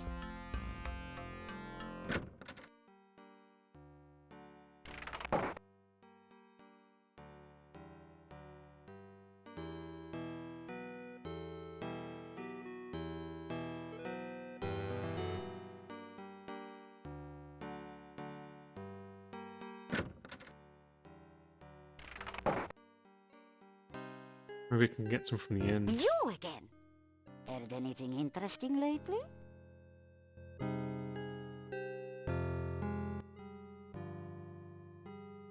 Do you have... No, you don't. Okay, so maybe it is from the inn. Or maybe it's in the sandwiches? What's in the sandwiches? Oh, avocado and garlic sandwiches are the strangest venturing meals you've encountered. Still, they do last a long time and will keep you from starving to death. Of course, you may wish you'd starve to death if you have to eat them too often. Oh, it's in the sandwiches. Okay, so I already have what I need for that. As my lost husband used to say, may all your travels lead somewhere. Alright. Back I go. hopefully I don't have to do all these puzzles again. Oh, dang it.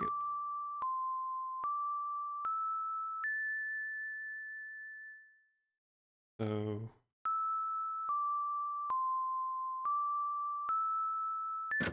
There we go.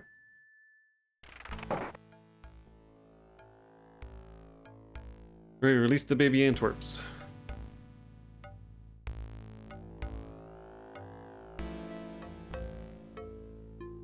Oh no, you've been... Fortunately. Now bait the trap with a sandwich. You bait the trap with avocado from your sandwich. Avocado was never high on your list of favorite foods anyway. The trap starts working. I'm actually not the biggest fan of avocado. You've caught an Antwerp. It's simply amazing. Aha, got one. Nothing happened. The Antwerp has a soft, delicate fur over a basically rubbery base. Can I take it?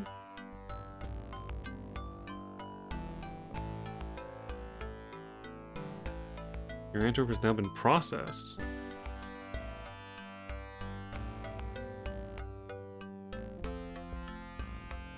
Does that mean it's in the maze now? Ah, catching it was worth some points.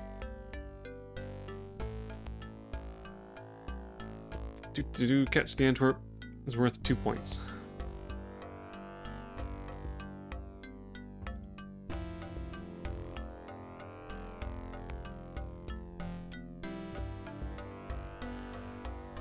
Okay. This is the Antwerp maze. Antwerps are naturally bouncy, so all you have to do is continually rotate the maze until the baby Antwerp bounces over to the key, then out through the exit.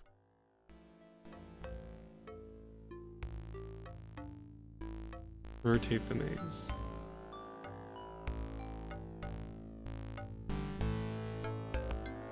Oh, I see. And don't let it fall into the holes. Okay.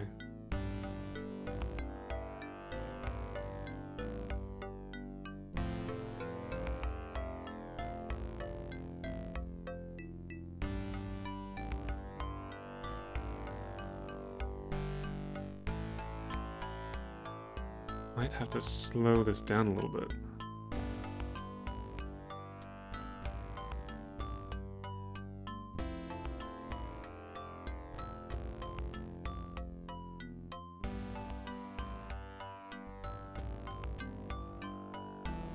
Okay, come on, little guy. Almost there. There we go. Got the key.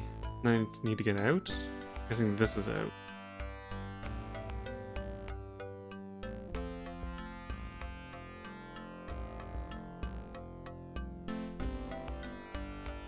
Oops.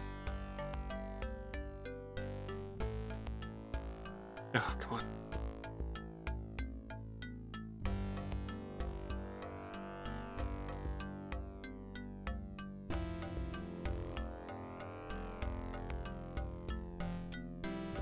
Ah.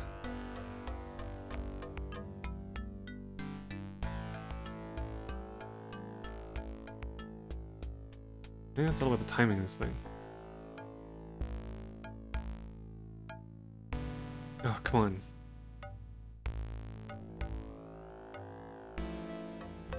There we go.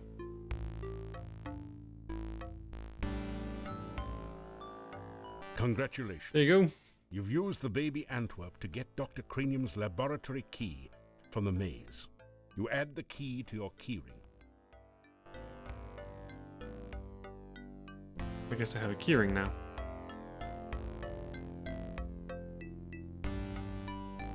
Yeah, didn't make the noise, but I was assuming it did. It was worth points.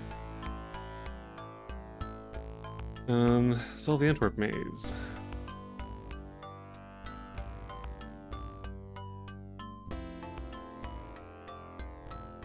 Okay, let's go talk to Dr. Cranium.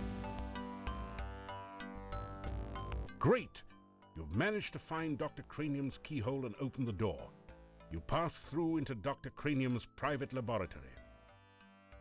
Ooh, yeah, definitely. Quickly, Igor, the fluid. I must have the fluid. Oh, excuse me. I thought it was Igor coming in to assist me. He helps out in the lab sometimes. Now then, what can I do for you? Definitely a bit of a Frankenstein's vibe here. Okay. Yeah, getting in here is worth some more points. Unlock the inner door.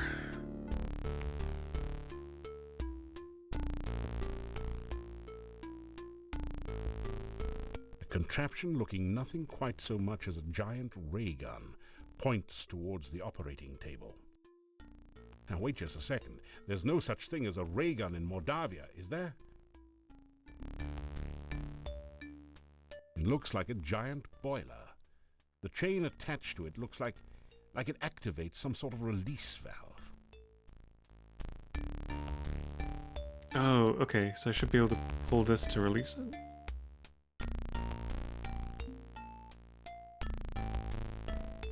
Dr. Cranium's reference books include Science Made Silly.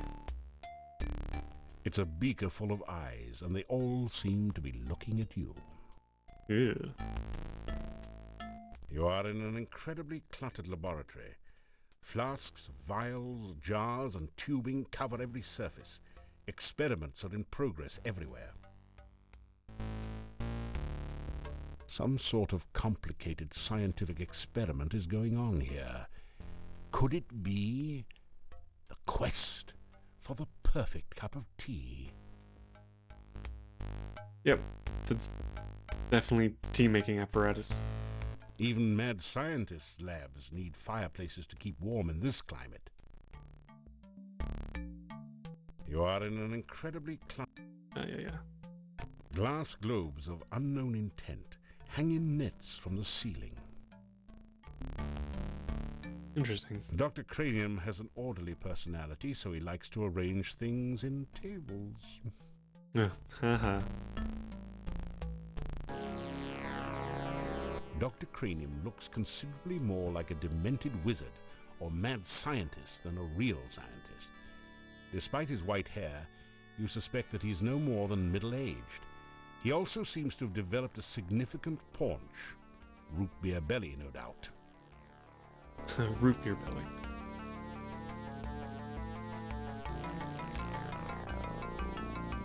Okay. You are in an incredibly... Alright, well, let's see what this guy has to say. Oof. My name is Dr. Cranium. I am Mordavia's chief scientist and a certified genius. Some call me mad, but I much prefer Dr. Cranium. Ah, yes, science. I'm glad you asked. Science is the process of systematically increasing our knowledge of the world through observation and experiment. Unfortunately, some of the townspeople here seem to have no concept of the wonders of science. Some of them even claim my little inventions are magical. Such poppycock. There's no such thing as magic. Still, the townspeople insisted that I should be able to use my magic to cure wounds and sickness. I told them that I am a scientist, not a doctor, but they wouldn't listen. I had little choice but to concoct some simple elixirs. They were childishly pleased. Science is really so simple once you understand it. Oh, this is the guy that sells potions. Okay. Am I gonna have to have another Dispel potion made? I think there's one in every game. Poison Cure. Oh, he doesn't... Oh, I guess he wouldn't sell mana potions. Oh, you must mean my patented healing drink. You may have my last one. Unfortunately, I have forgotten the formula for its main ingredient. If you can help me remember it, I will be able to make some more healing drinks, although the work is very time-consuming.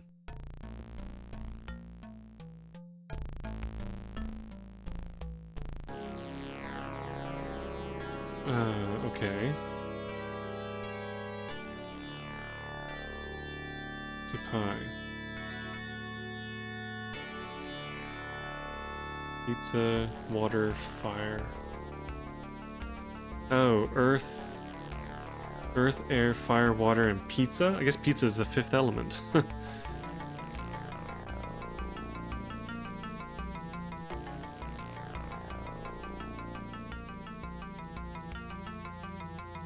What's a pie? Each potion needs a certain special component. You must select the elements which make up that component to help Dr. Cranium create the potion. The elements must be specified in the correct order so that they will interact properly. There wasn't room to list all the formula here, but you can find full details about the elements for each ingredient in your game manual. Uh-oh. Oh, that's what this is.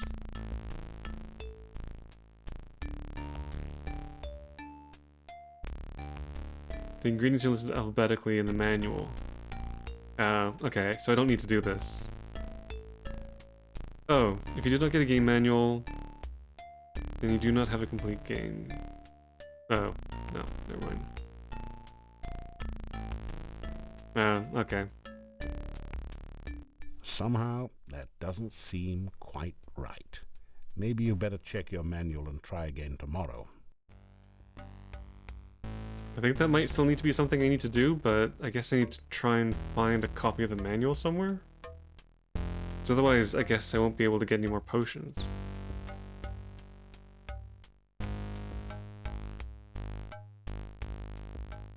Okay, so I won't worry about that for now. Empty flasks? You ask Dr. Cranium if he can spare an empty flask for specimen collection. Of course, of course. I am always delighted to assist scientific research of any kind, and I have plenty of flasks. You may have this one.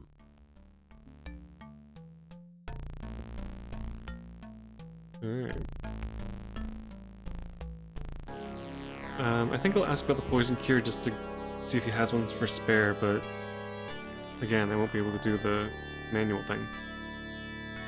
Oh, you must mean my new universal poison antidote. You may have this one, but I will need some help with the formula to make more.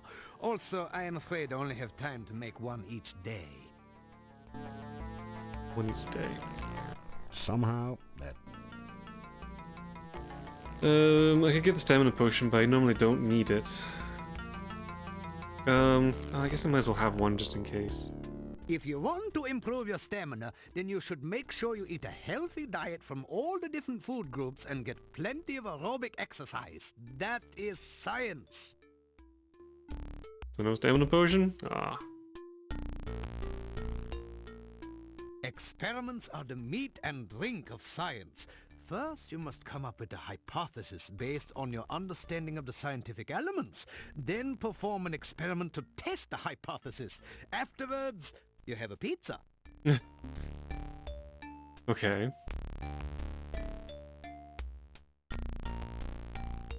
Earth is for solidity and stability. Air gives freedom and movement. Fire provides power and energy. Water, fluidity, and life. Pizza, of course, is the most important element of all.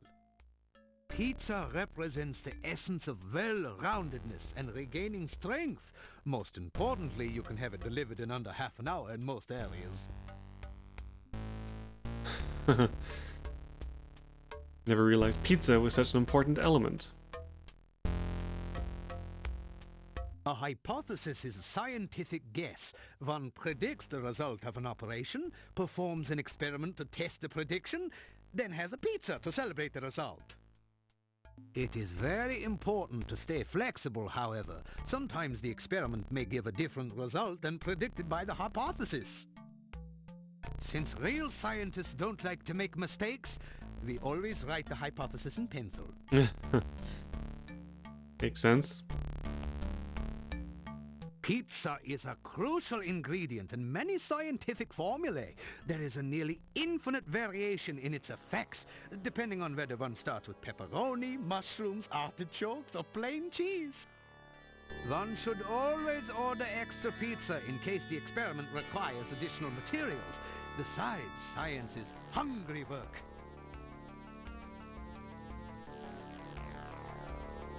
Alright.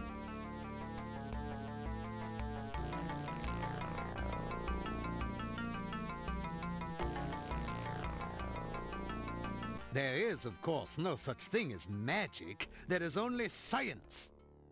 Still, you would be amazed at how gullible some people are. Just the other day, someone gave me this scroll saying it was a magical spell. Can you believe that? It is purest poppycock. Nothing on here makes any sense whatsoever. Here, you may have this as a reminder that magic is a figment of fevered imagination. Only science is real. Obviously, Dr. Cranium needs to take a correspondence course from the famous wizard school. As you read the scroll, you find that you have learned the incantations and gestures with which to cast a glide spell. Then the scroll vanishes. There, you see, it was not even a very good piece of parchment. Fell right apart.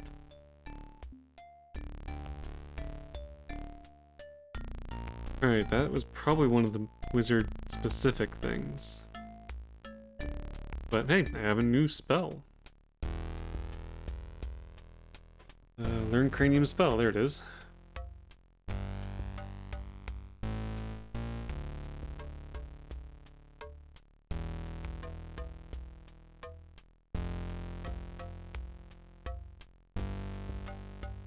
Igor is the gravedigger and tombstone carver.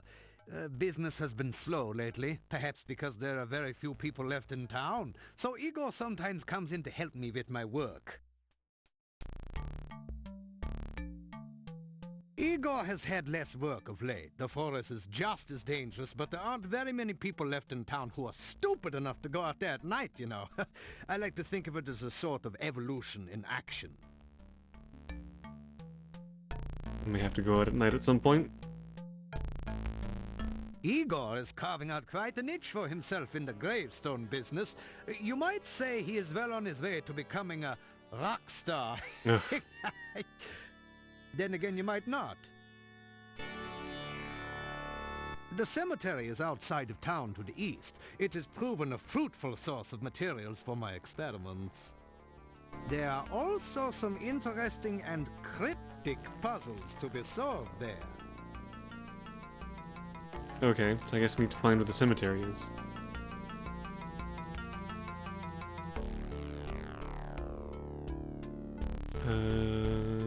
Oh yeah, the fluid. Essential etheric fluid is an important ingredient in my formula for reanimating dead bodies. It contains the essence of the element of water, the most important ingredient in life science.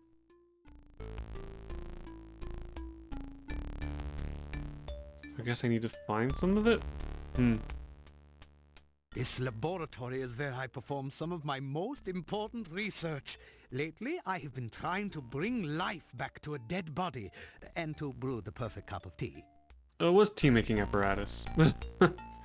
Okay. Reanimating the dead is just another day's work in the life of a scientist. Even science cannot bring a person back right the way they were, but one can use scientific principles to restore the semblance of life and energy to formerly dead flesh. The one alchemical combination that I have thus far been unable to fully analyze is that of a good cup of tea. I'm sure there must be a way to duplicate the effects of nature, but the results have not been promising so far. Perhaps you would like a cup of spearmint and beefsteak tea? Ew. I thought not. This is even harder than rehydration solution and reviving dead tissue. Rehydration solution? Research is the heart and soul of science. Without constant experimentation to prove or disprove one's hypotheses, the scientist is left trying to solve the world's problems by guesswork. That is hardly the most efficient way to achieve results. I try to maintain a modest selection of useful experimental equipment in my simple laboratory. Unfortunately, it has become very difficult to obtain the most modern scientific accessories since the road out of the valley became closed by the swamp.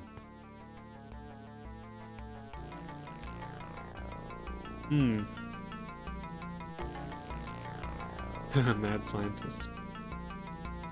Mad? Mad? They all call me mad, but what do they know of madness? I am not mad. A bit perturbed about the world situation and how I get so little respect, perhaps, but certainly not mad. Alright, I think that's it.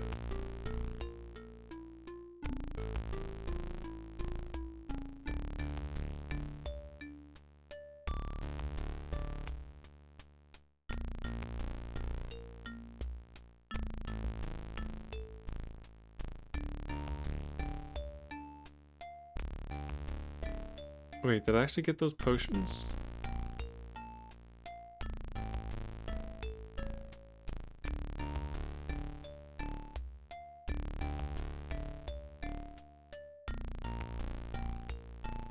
That's the empty flask. I thought he gave me healing and poison cure potion.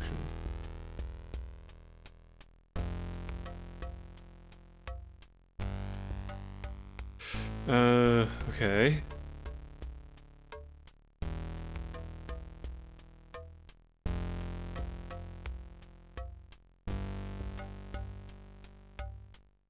Maybe they're somewhere else.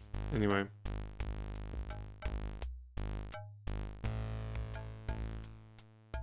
Alright, I'm back here once I get the manual thing sorted out.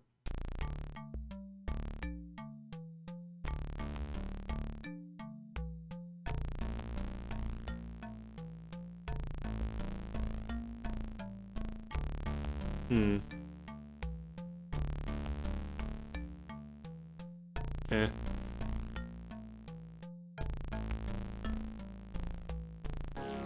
Okay, it's getting on in the day. Probably good time to go visit the inn. Come back and visit again. Oh, and if you see Igor, please tell him I still need the fluid. Oh, maybe I should go find Igor.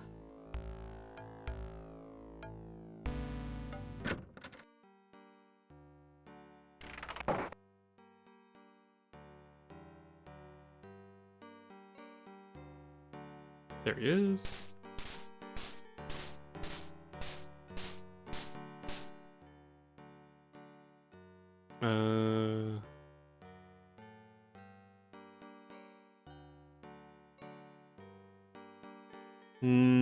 No, doesn't look like I can talk to him about it.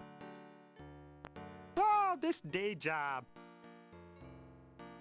No, okay.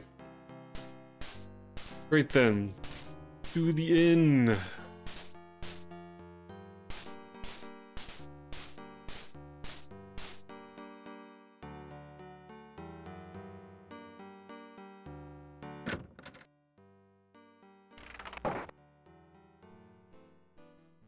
You've entered a small but nicely furnished country inn.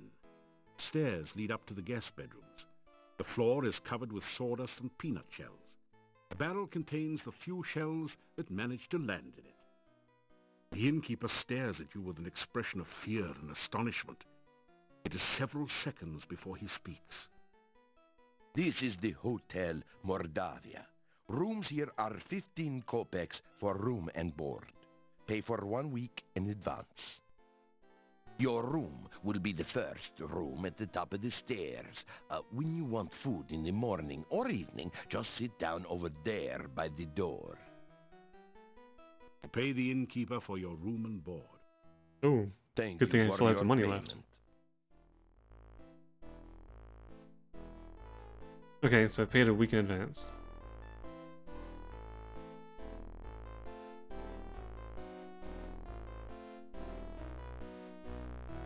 Yeah, it's a little over 1 crown. Okay.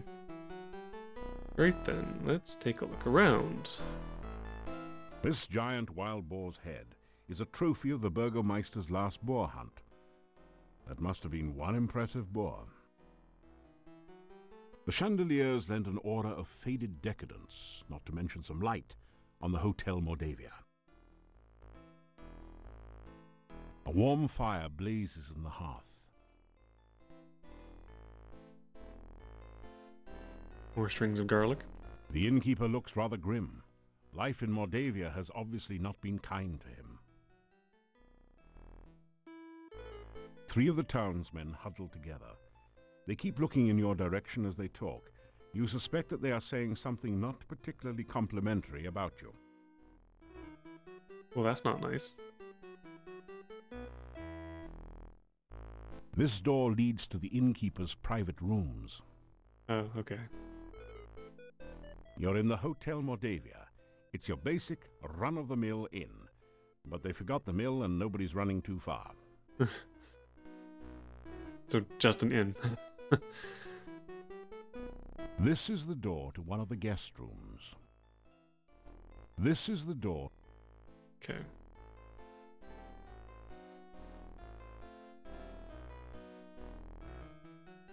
This cabinet contains some extra plates, glasses, and silverware. There is also a beautiful and ornate doll on one of the shelves. Oh, a doll. I'm guessing I can't just take it? You start to reach into the cabinet, then realize that you're being watched and decide against it. Oh good, a creepy doll. Yay.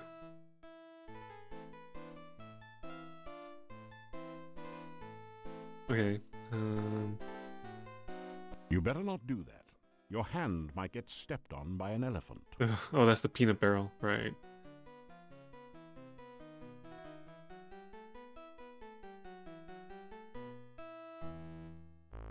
You have some garlic pheasant for supper. Mmm, garlic pheasant.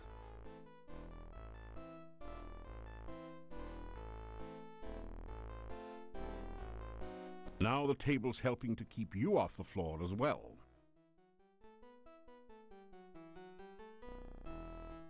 Okay. Getting towards the end of the day. Alright, I guess might as well sleep and start fresh in the morning.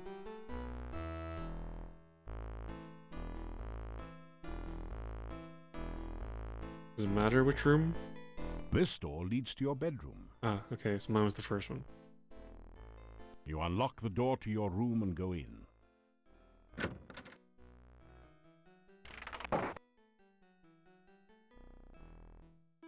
More garlic.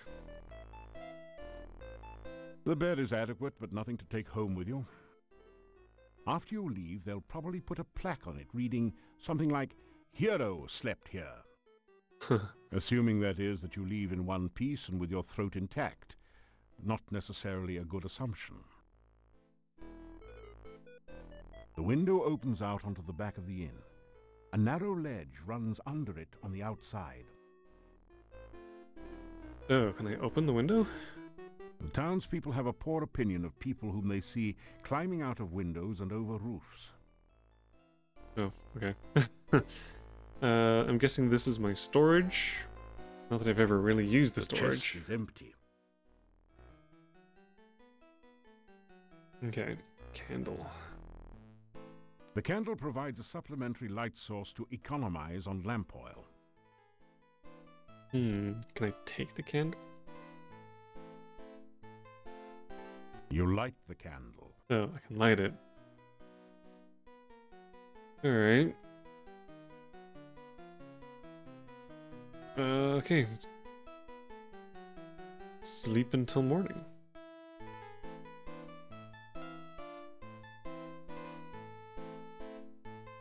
After some rest, you feel better.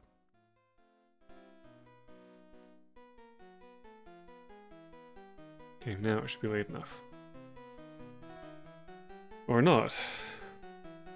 After some rest,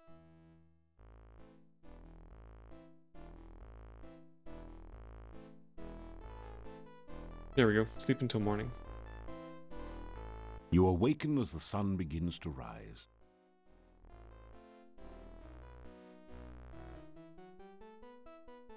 I'm assuming at some point there will be stuff I need to do at night, but for now, with everything, better to get a full night's rest. We can take a look around at some stuff during the day, and then maybe do some stuff at night.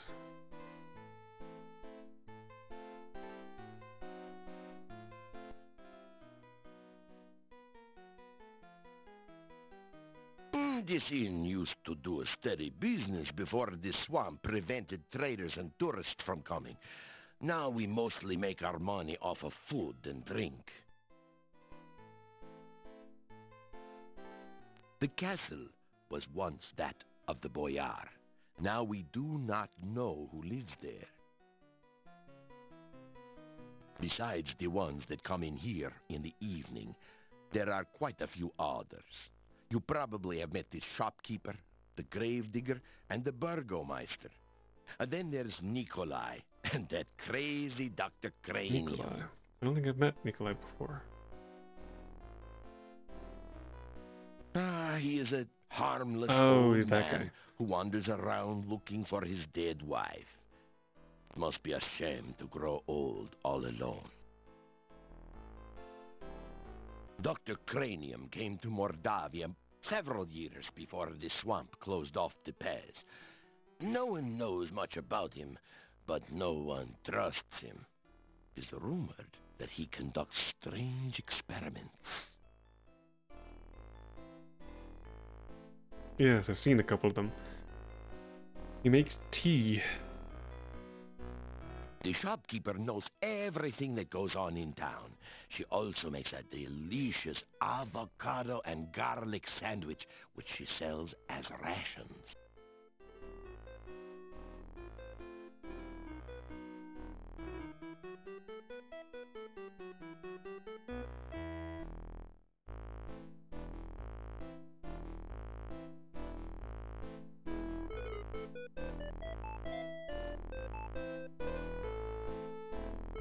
Oh, here's the codes for the element things. Okay, so I should be able to do that for Dr. Cranium then.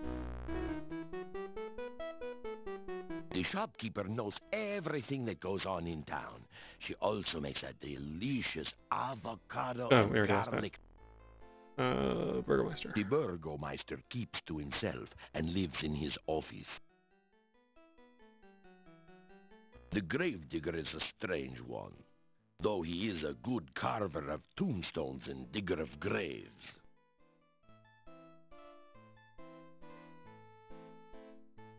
I know little of the forest, for I seldom leave my inn. You should speak with the burgomeister. Perhaps he can tell you more about it.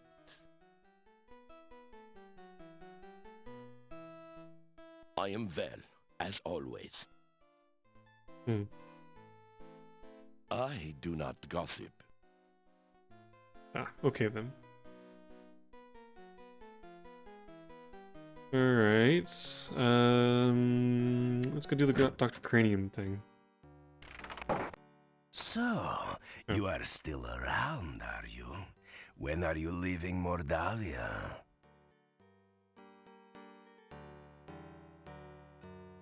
Probably not anytime soon.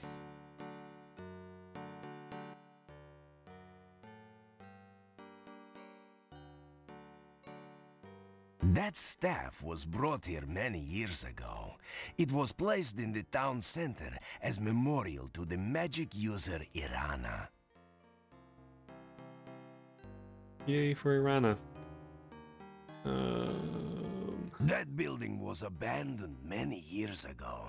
It is dangerous, and by rights it should have been torn down. Stay away from it. The Adventurers Guild is in the north part of town, but it's closed and boarded up. There have been no adventurers here since the road was flooded. By the laws of the land, I must give you the key for the asking. Perhaps it will be of some use to you. Oh. Thank you.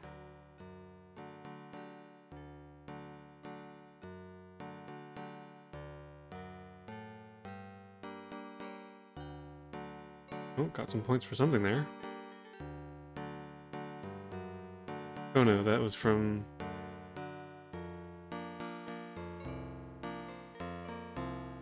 That was from... Dr. Cranium stuff.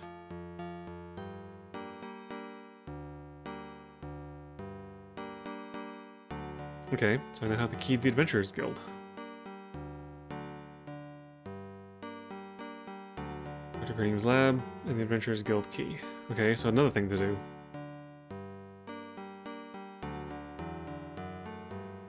Let's just get this Dr. Cranium thing done and out of the way. Oh, I have to do the bells again, aren't I?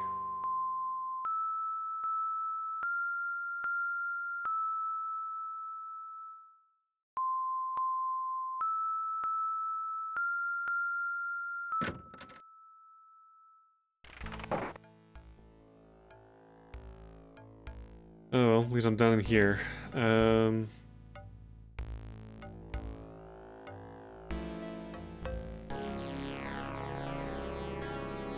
Ah, you're just in time to witness a magnificent scientific experiment. I have managed to harness the very primal force of lightning at my beck and call. Now I shall use it to create life itself. Watch this.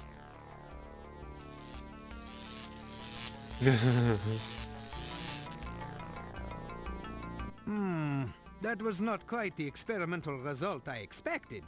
But never mind that. It is merely a momentary setback in the annals of science.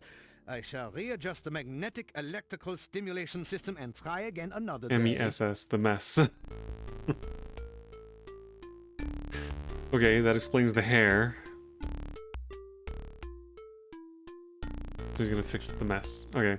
Right, so I need to talk to you about...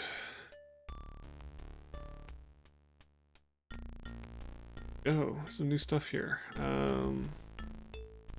Oh, this is a sad, ignorant land where everyone seems to think more of magic than of science. Still, it is a good place for a scientist to work. There are many fascinating monsters to study, and I can get all the dead bodies I need. Antwerps are a truly fascinating species. They reproduce by splitting into a number of tiny Antwerps, each with their own genetic code. They cannot split voluntarily, however. They only reproduce when cut or stabbed.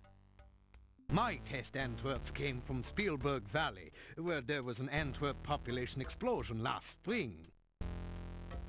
There's only the one the last time we were there. I have come to the conclusion that lightning is electrical in nature. It would put it in the realm of fire. Fortunately, there have been an increasing number of storms here lately, so I have been able to harness some of the lightning and store it for experimental use. Okay. I am convinced that the primal force of life is electrical in nature. Of course, it must also involve water for life, and pizza, without which life would be boring. Agreed. Oh yeah, but the old man that's creeping around outside your place. My neighbor Nikolai is not actually as old as he now appears. He has been very unhappy since his wife's disappearance some 15 years ago. I can understand his disappointment. She never brought me back the berries I needed for an experiment. Guessing the berries were for a tea experiment. Okay, wait, hang on. How do I talk to you about... Understanding and heart. Blah, blah, blah. Okay. Here we go. Healing potions.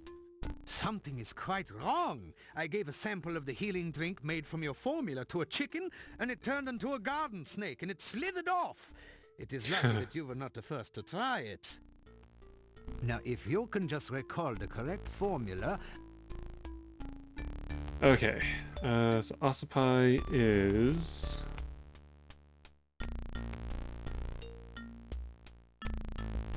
Earth, fire, pizza, earth, fire. Thank you! With that information, I'm sure I shall be able to create some sensational scientific solutions. Okay, that's that one done.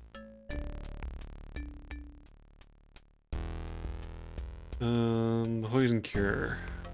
Something is wrong with the formula you gave me yesterday. See if you can come up with the correct formula this time. Noxipew. That one is... There, air, fire, earth, air, earth. Thank you. With that information, I'm sure I shall be able to create Yay. some sensational scientific solutions.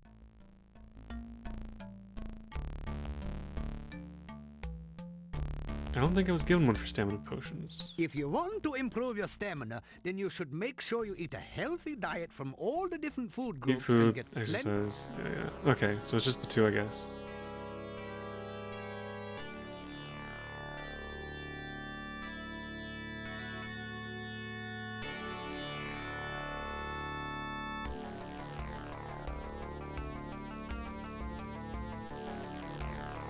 Oh, there we go. Oh, so you get free one by solving the... Oh, okay, so you don't buy them. I guess you just come back every day to get new ones.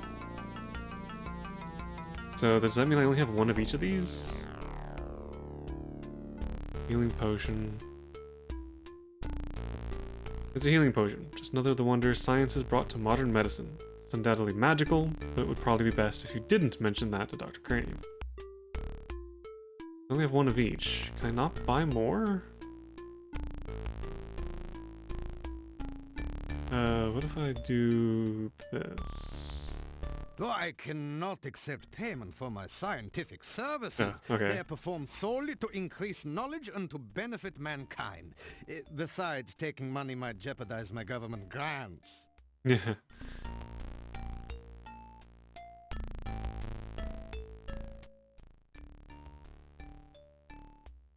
Understanding and harnessing... Okay, so yeah, I guess I just come back each day and get one of each.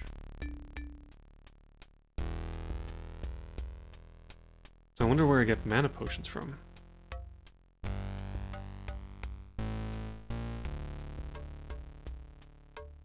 Okay, well that's that done.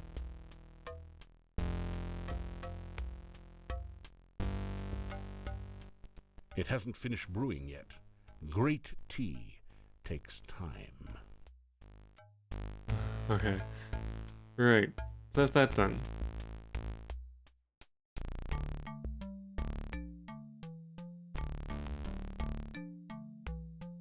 Perhaps I should wait a day or two before resuming my Frankie experiment. It is very important that the right person stay in charge here. Frankie.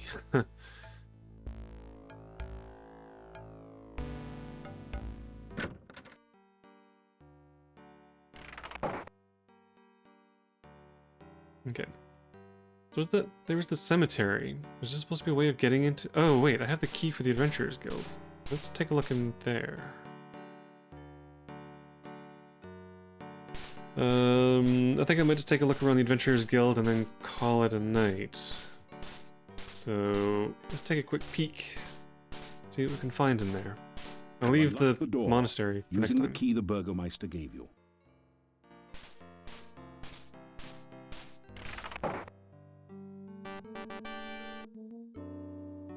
Well, that was worth points. Haha, there's a moose. Of course there's a moose. Ooh, 63.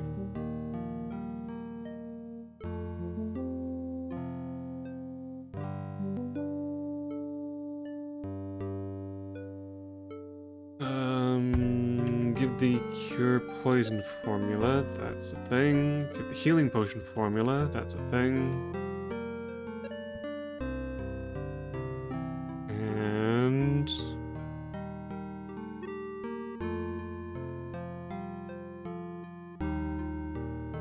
where is...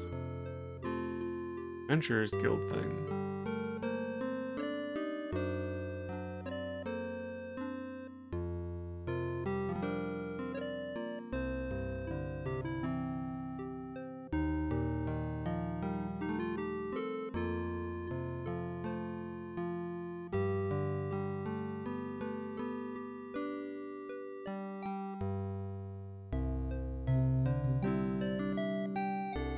Where is he? Oh, here we go. Enter Adventurers Guild. There it is.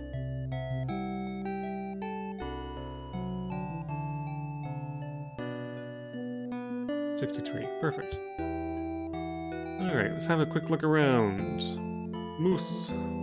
It's a rare example of the deadly Mordavian moose, distinguishable by its long, fang-like canines. Someone has strung garlic around its neck, probably in hopes that it will stay on the wall.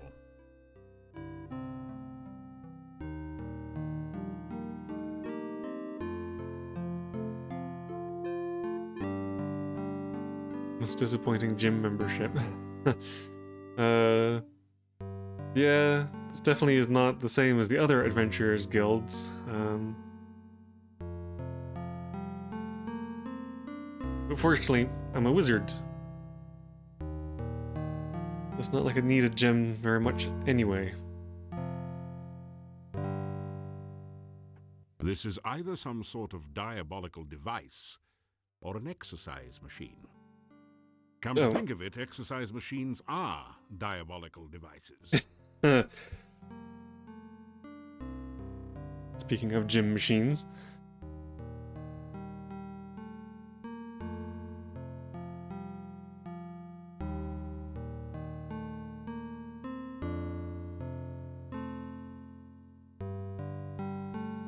Your legs are too stiff and sore to use this right now. Oh, I see. Okay.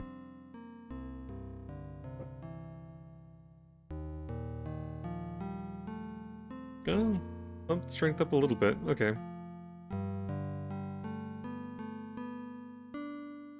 Some round metal weights lie neatly stacked on the floor. I better hope Dr. Cranium doesn't see them. He'd probably invent the cannon and upset the balance of power. Huh.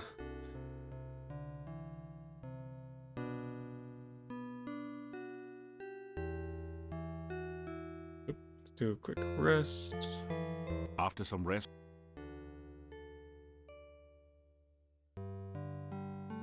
any more weight might strain your muscles. Try working with the weights you already have in the baskets. Oh, I see. With strength of a wizard, are there actually any weights in here at all?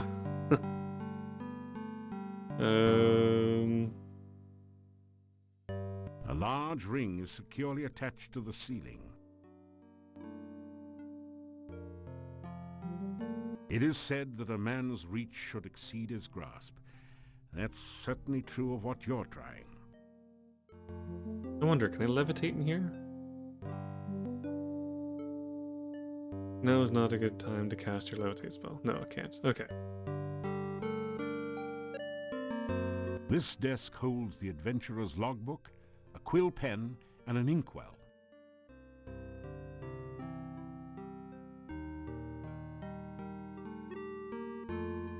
Oh. It's in the desk. That would be a lot easier if the desk had a drawer. Okay, then. You read in the adventurer's log about some of the exploits of past adventurers in Mordavia. Prominent among them is the story of Piotr and the Dark One's cult. Near the end of the book, Piotr tells how he led the armies against the Chernovi cult outside the Dark One's cave. The fighters were trained soldiers, but the cult members fought like madmen. Suddenly, the cult members changed their forms and became grotesque monsters. Many of the soldiers panicked and ran. The battle was nearly lost. Then Piotr heard the voice of Irana. "By all my will, I banish you two." The voice was cut off. The cult members screamed and ran. Piotr entered the cave and searched for some sign of life. All he could find were the grotesque remains of cult members. The only sign of Irana was her magical staff lying on the ground. Piotr picked it up and left the cave, knowing that Irana was beyond his help. Piotr then tells how he brought the staff back to town and placed it in the town square. A garden of flowers instantly sprang up around it. Near the end of the book, Piotr tells that he was going to seek out the rituals of the Dark One and destroy them. There are no later entries. Very interesting. Alright, and as it's custom, sign the logbook. You sign your name into the adventurer's logbook with a flourish. It's almost become a habit by now.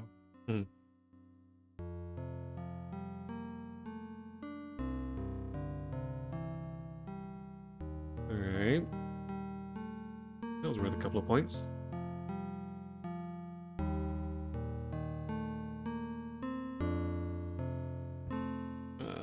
Let's sign the logbook.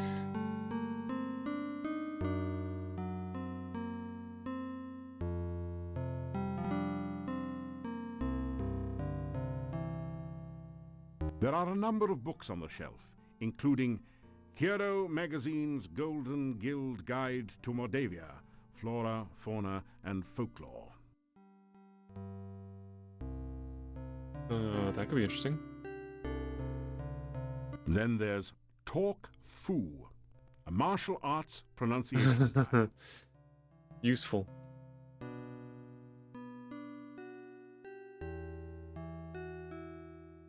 Move the bookshelf. Which book do you want to read? Your magazine, brochure, creative casting, talk through something else. Ooh, creative casting. The book is all about using spells in unusual and creative ways, such as calming a fire, using alternate flame and frost spells to make something brittle and break, and so on. You pick up a number of useful tips which will improve your spell casting.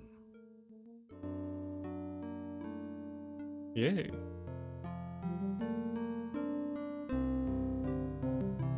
As you scan through Hero, the Journal of General Job Adjusting, you find quite a bit of information that might be useful here. There are a series of articles about the land of Mordavia. The town originally grew up around Castle Borgov. The Borgovs were the boyars, or local noblemen, assigned the role of guarding the area from invaders. The chapter on fauna describes a number of interesting creatures. The Necrotor is a vicious carnivore with big, sharp teeth. Some of the other monsters sound even more horrific. In the forest lives the Lishi, a creature known for playing practical jokes on travelers and playing riddle games, but which can also be helpful to those it likes. You learn about the Rosalka, the spirit of a murdered unmarried woman. Met Such her. spirits are said to inhabit lakes and rivers. They try to avenge themselves by drowning any man foolish enough to approach them. You could really learn a lot by reading this magazine thoroughly instead of just browsing through it. Isn't it nice that we included a complete copy in your game box? Oh, there has to be a place where you can get the documentation for these games. Actually, I wonder if I still have my copies. I might have to dig through my stuff and see if I still have the original copies of these games.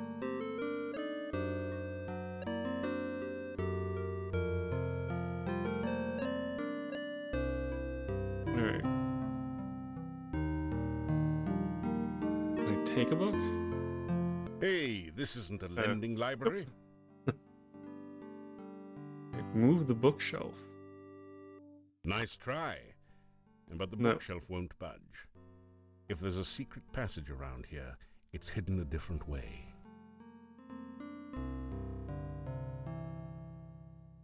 Okay. There is a set of coat hooks in one corner. You never knew adventurers were expected to be that neat. Coat hooks. All of the hooks are empty. I was wondering if one of them was going to be the lever. Oh well. There is an empty picture frame above the bookshelf. Either somebody thought the wall itself was a piece of art, or a thief has been at work here. Not me, because I'm not playing a thief this time. A finely crafted sword rests within this case, but there doesn't seem to be a door or any way to open the case.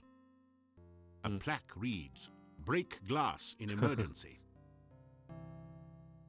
A portrait of an adventurer long gone hangs on the wall here. A small plaque at the base reads, "Piotr, Paladin." The painting shows a proud-looking adventurer standing on an obviously defeated dragon. It might have had more impact if the dragon wasn't just as obviously winking. The plaque says, "Wish you were here in Silmeria, Dunstan." Hmm.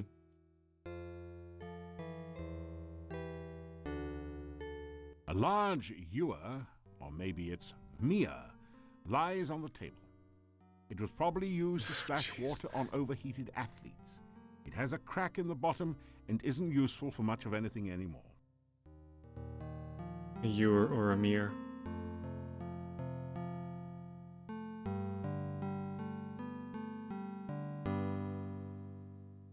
Are you kidding? It would probably bite your fingers off, then suck the blood out of them. Ew. You better moose out of this one.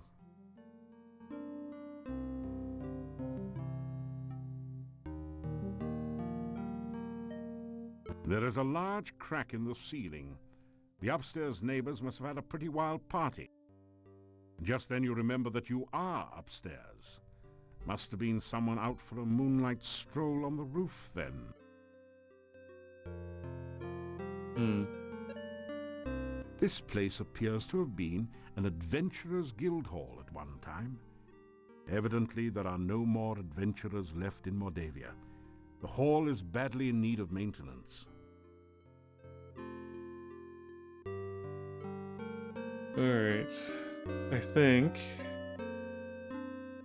that's probably a good place to call it for the night.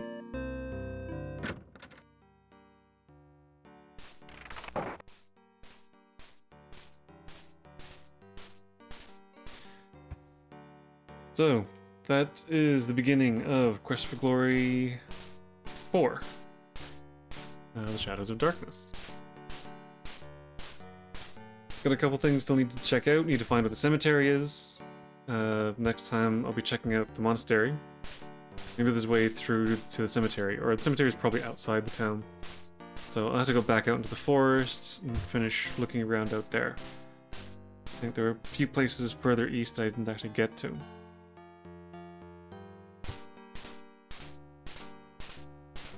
But yeah, it's nice coming back to this game. It's very interesting to hear the voice acting.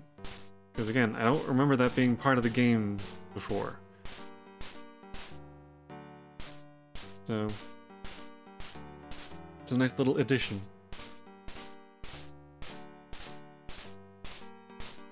But yeah, I think I will continue this again the next time I'm able to get on. Which, now the holidays are kind of coming to an end, I should be able to get back on again on a more regular basis. I can continue playing through this, and then afterwards, of course, it is on to Quest for Glory 5, the last installment for the series.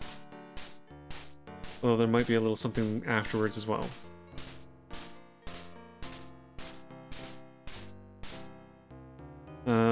So as usual, these videos are going to be going up onto YouTube as an archive. It's also where you can find all the older, the Quest for Glories 1 through 3. But, yeah, I think I'm going to wrap things up here. So, thank you very much for watching.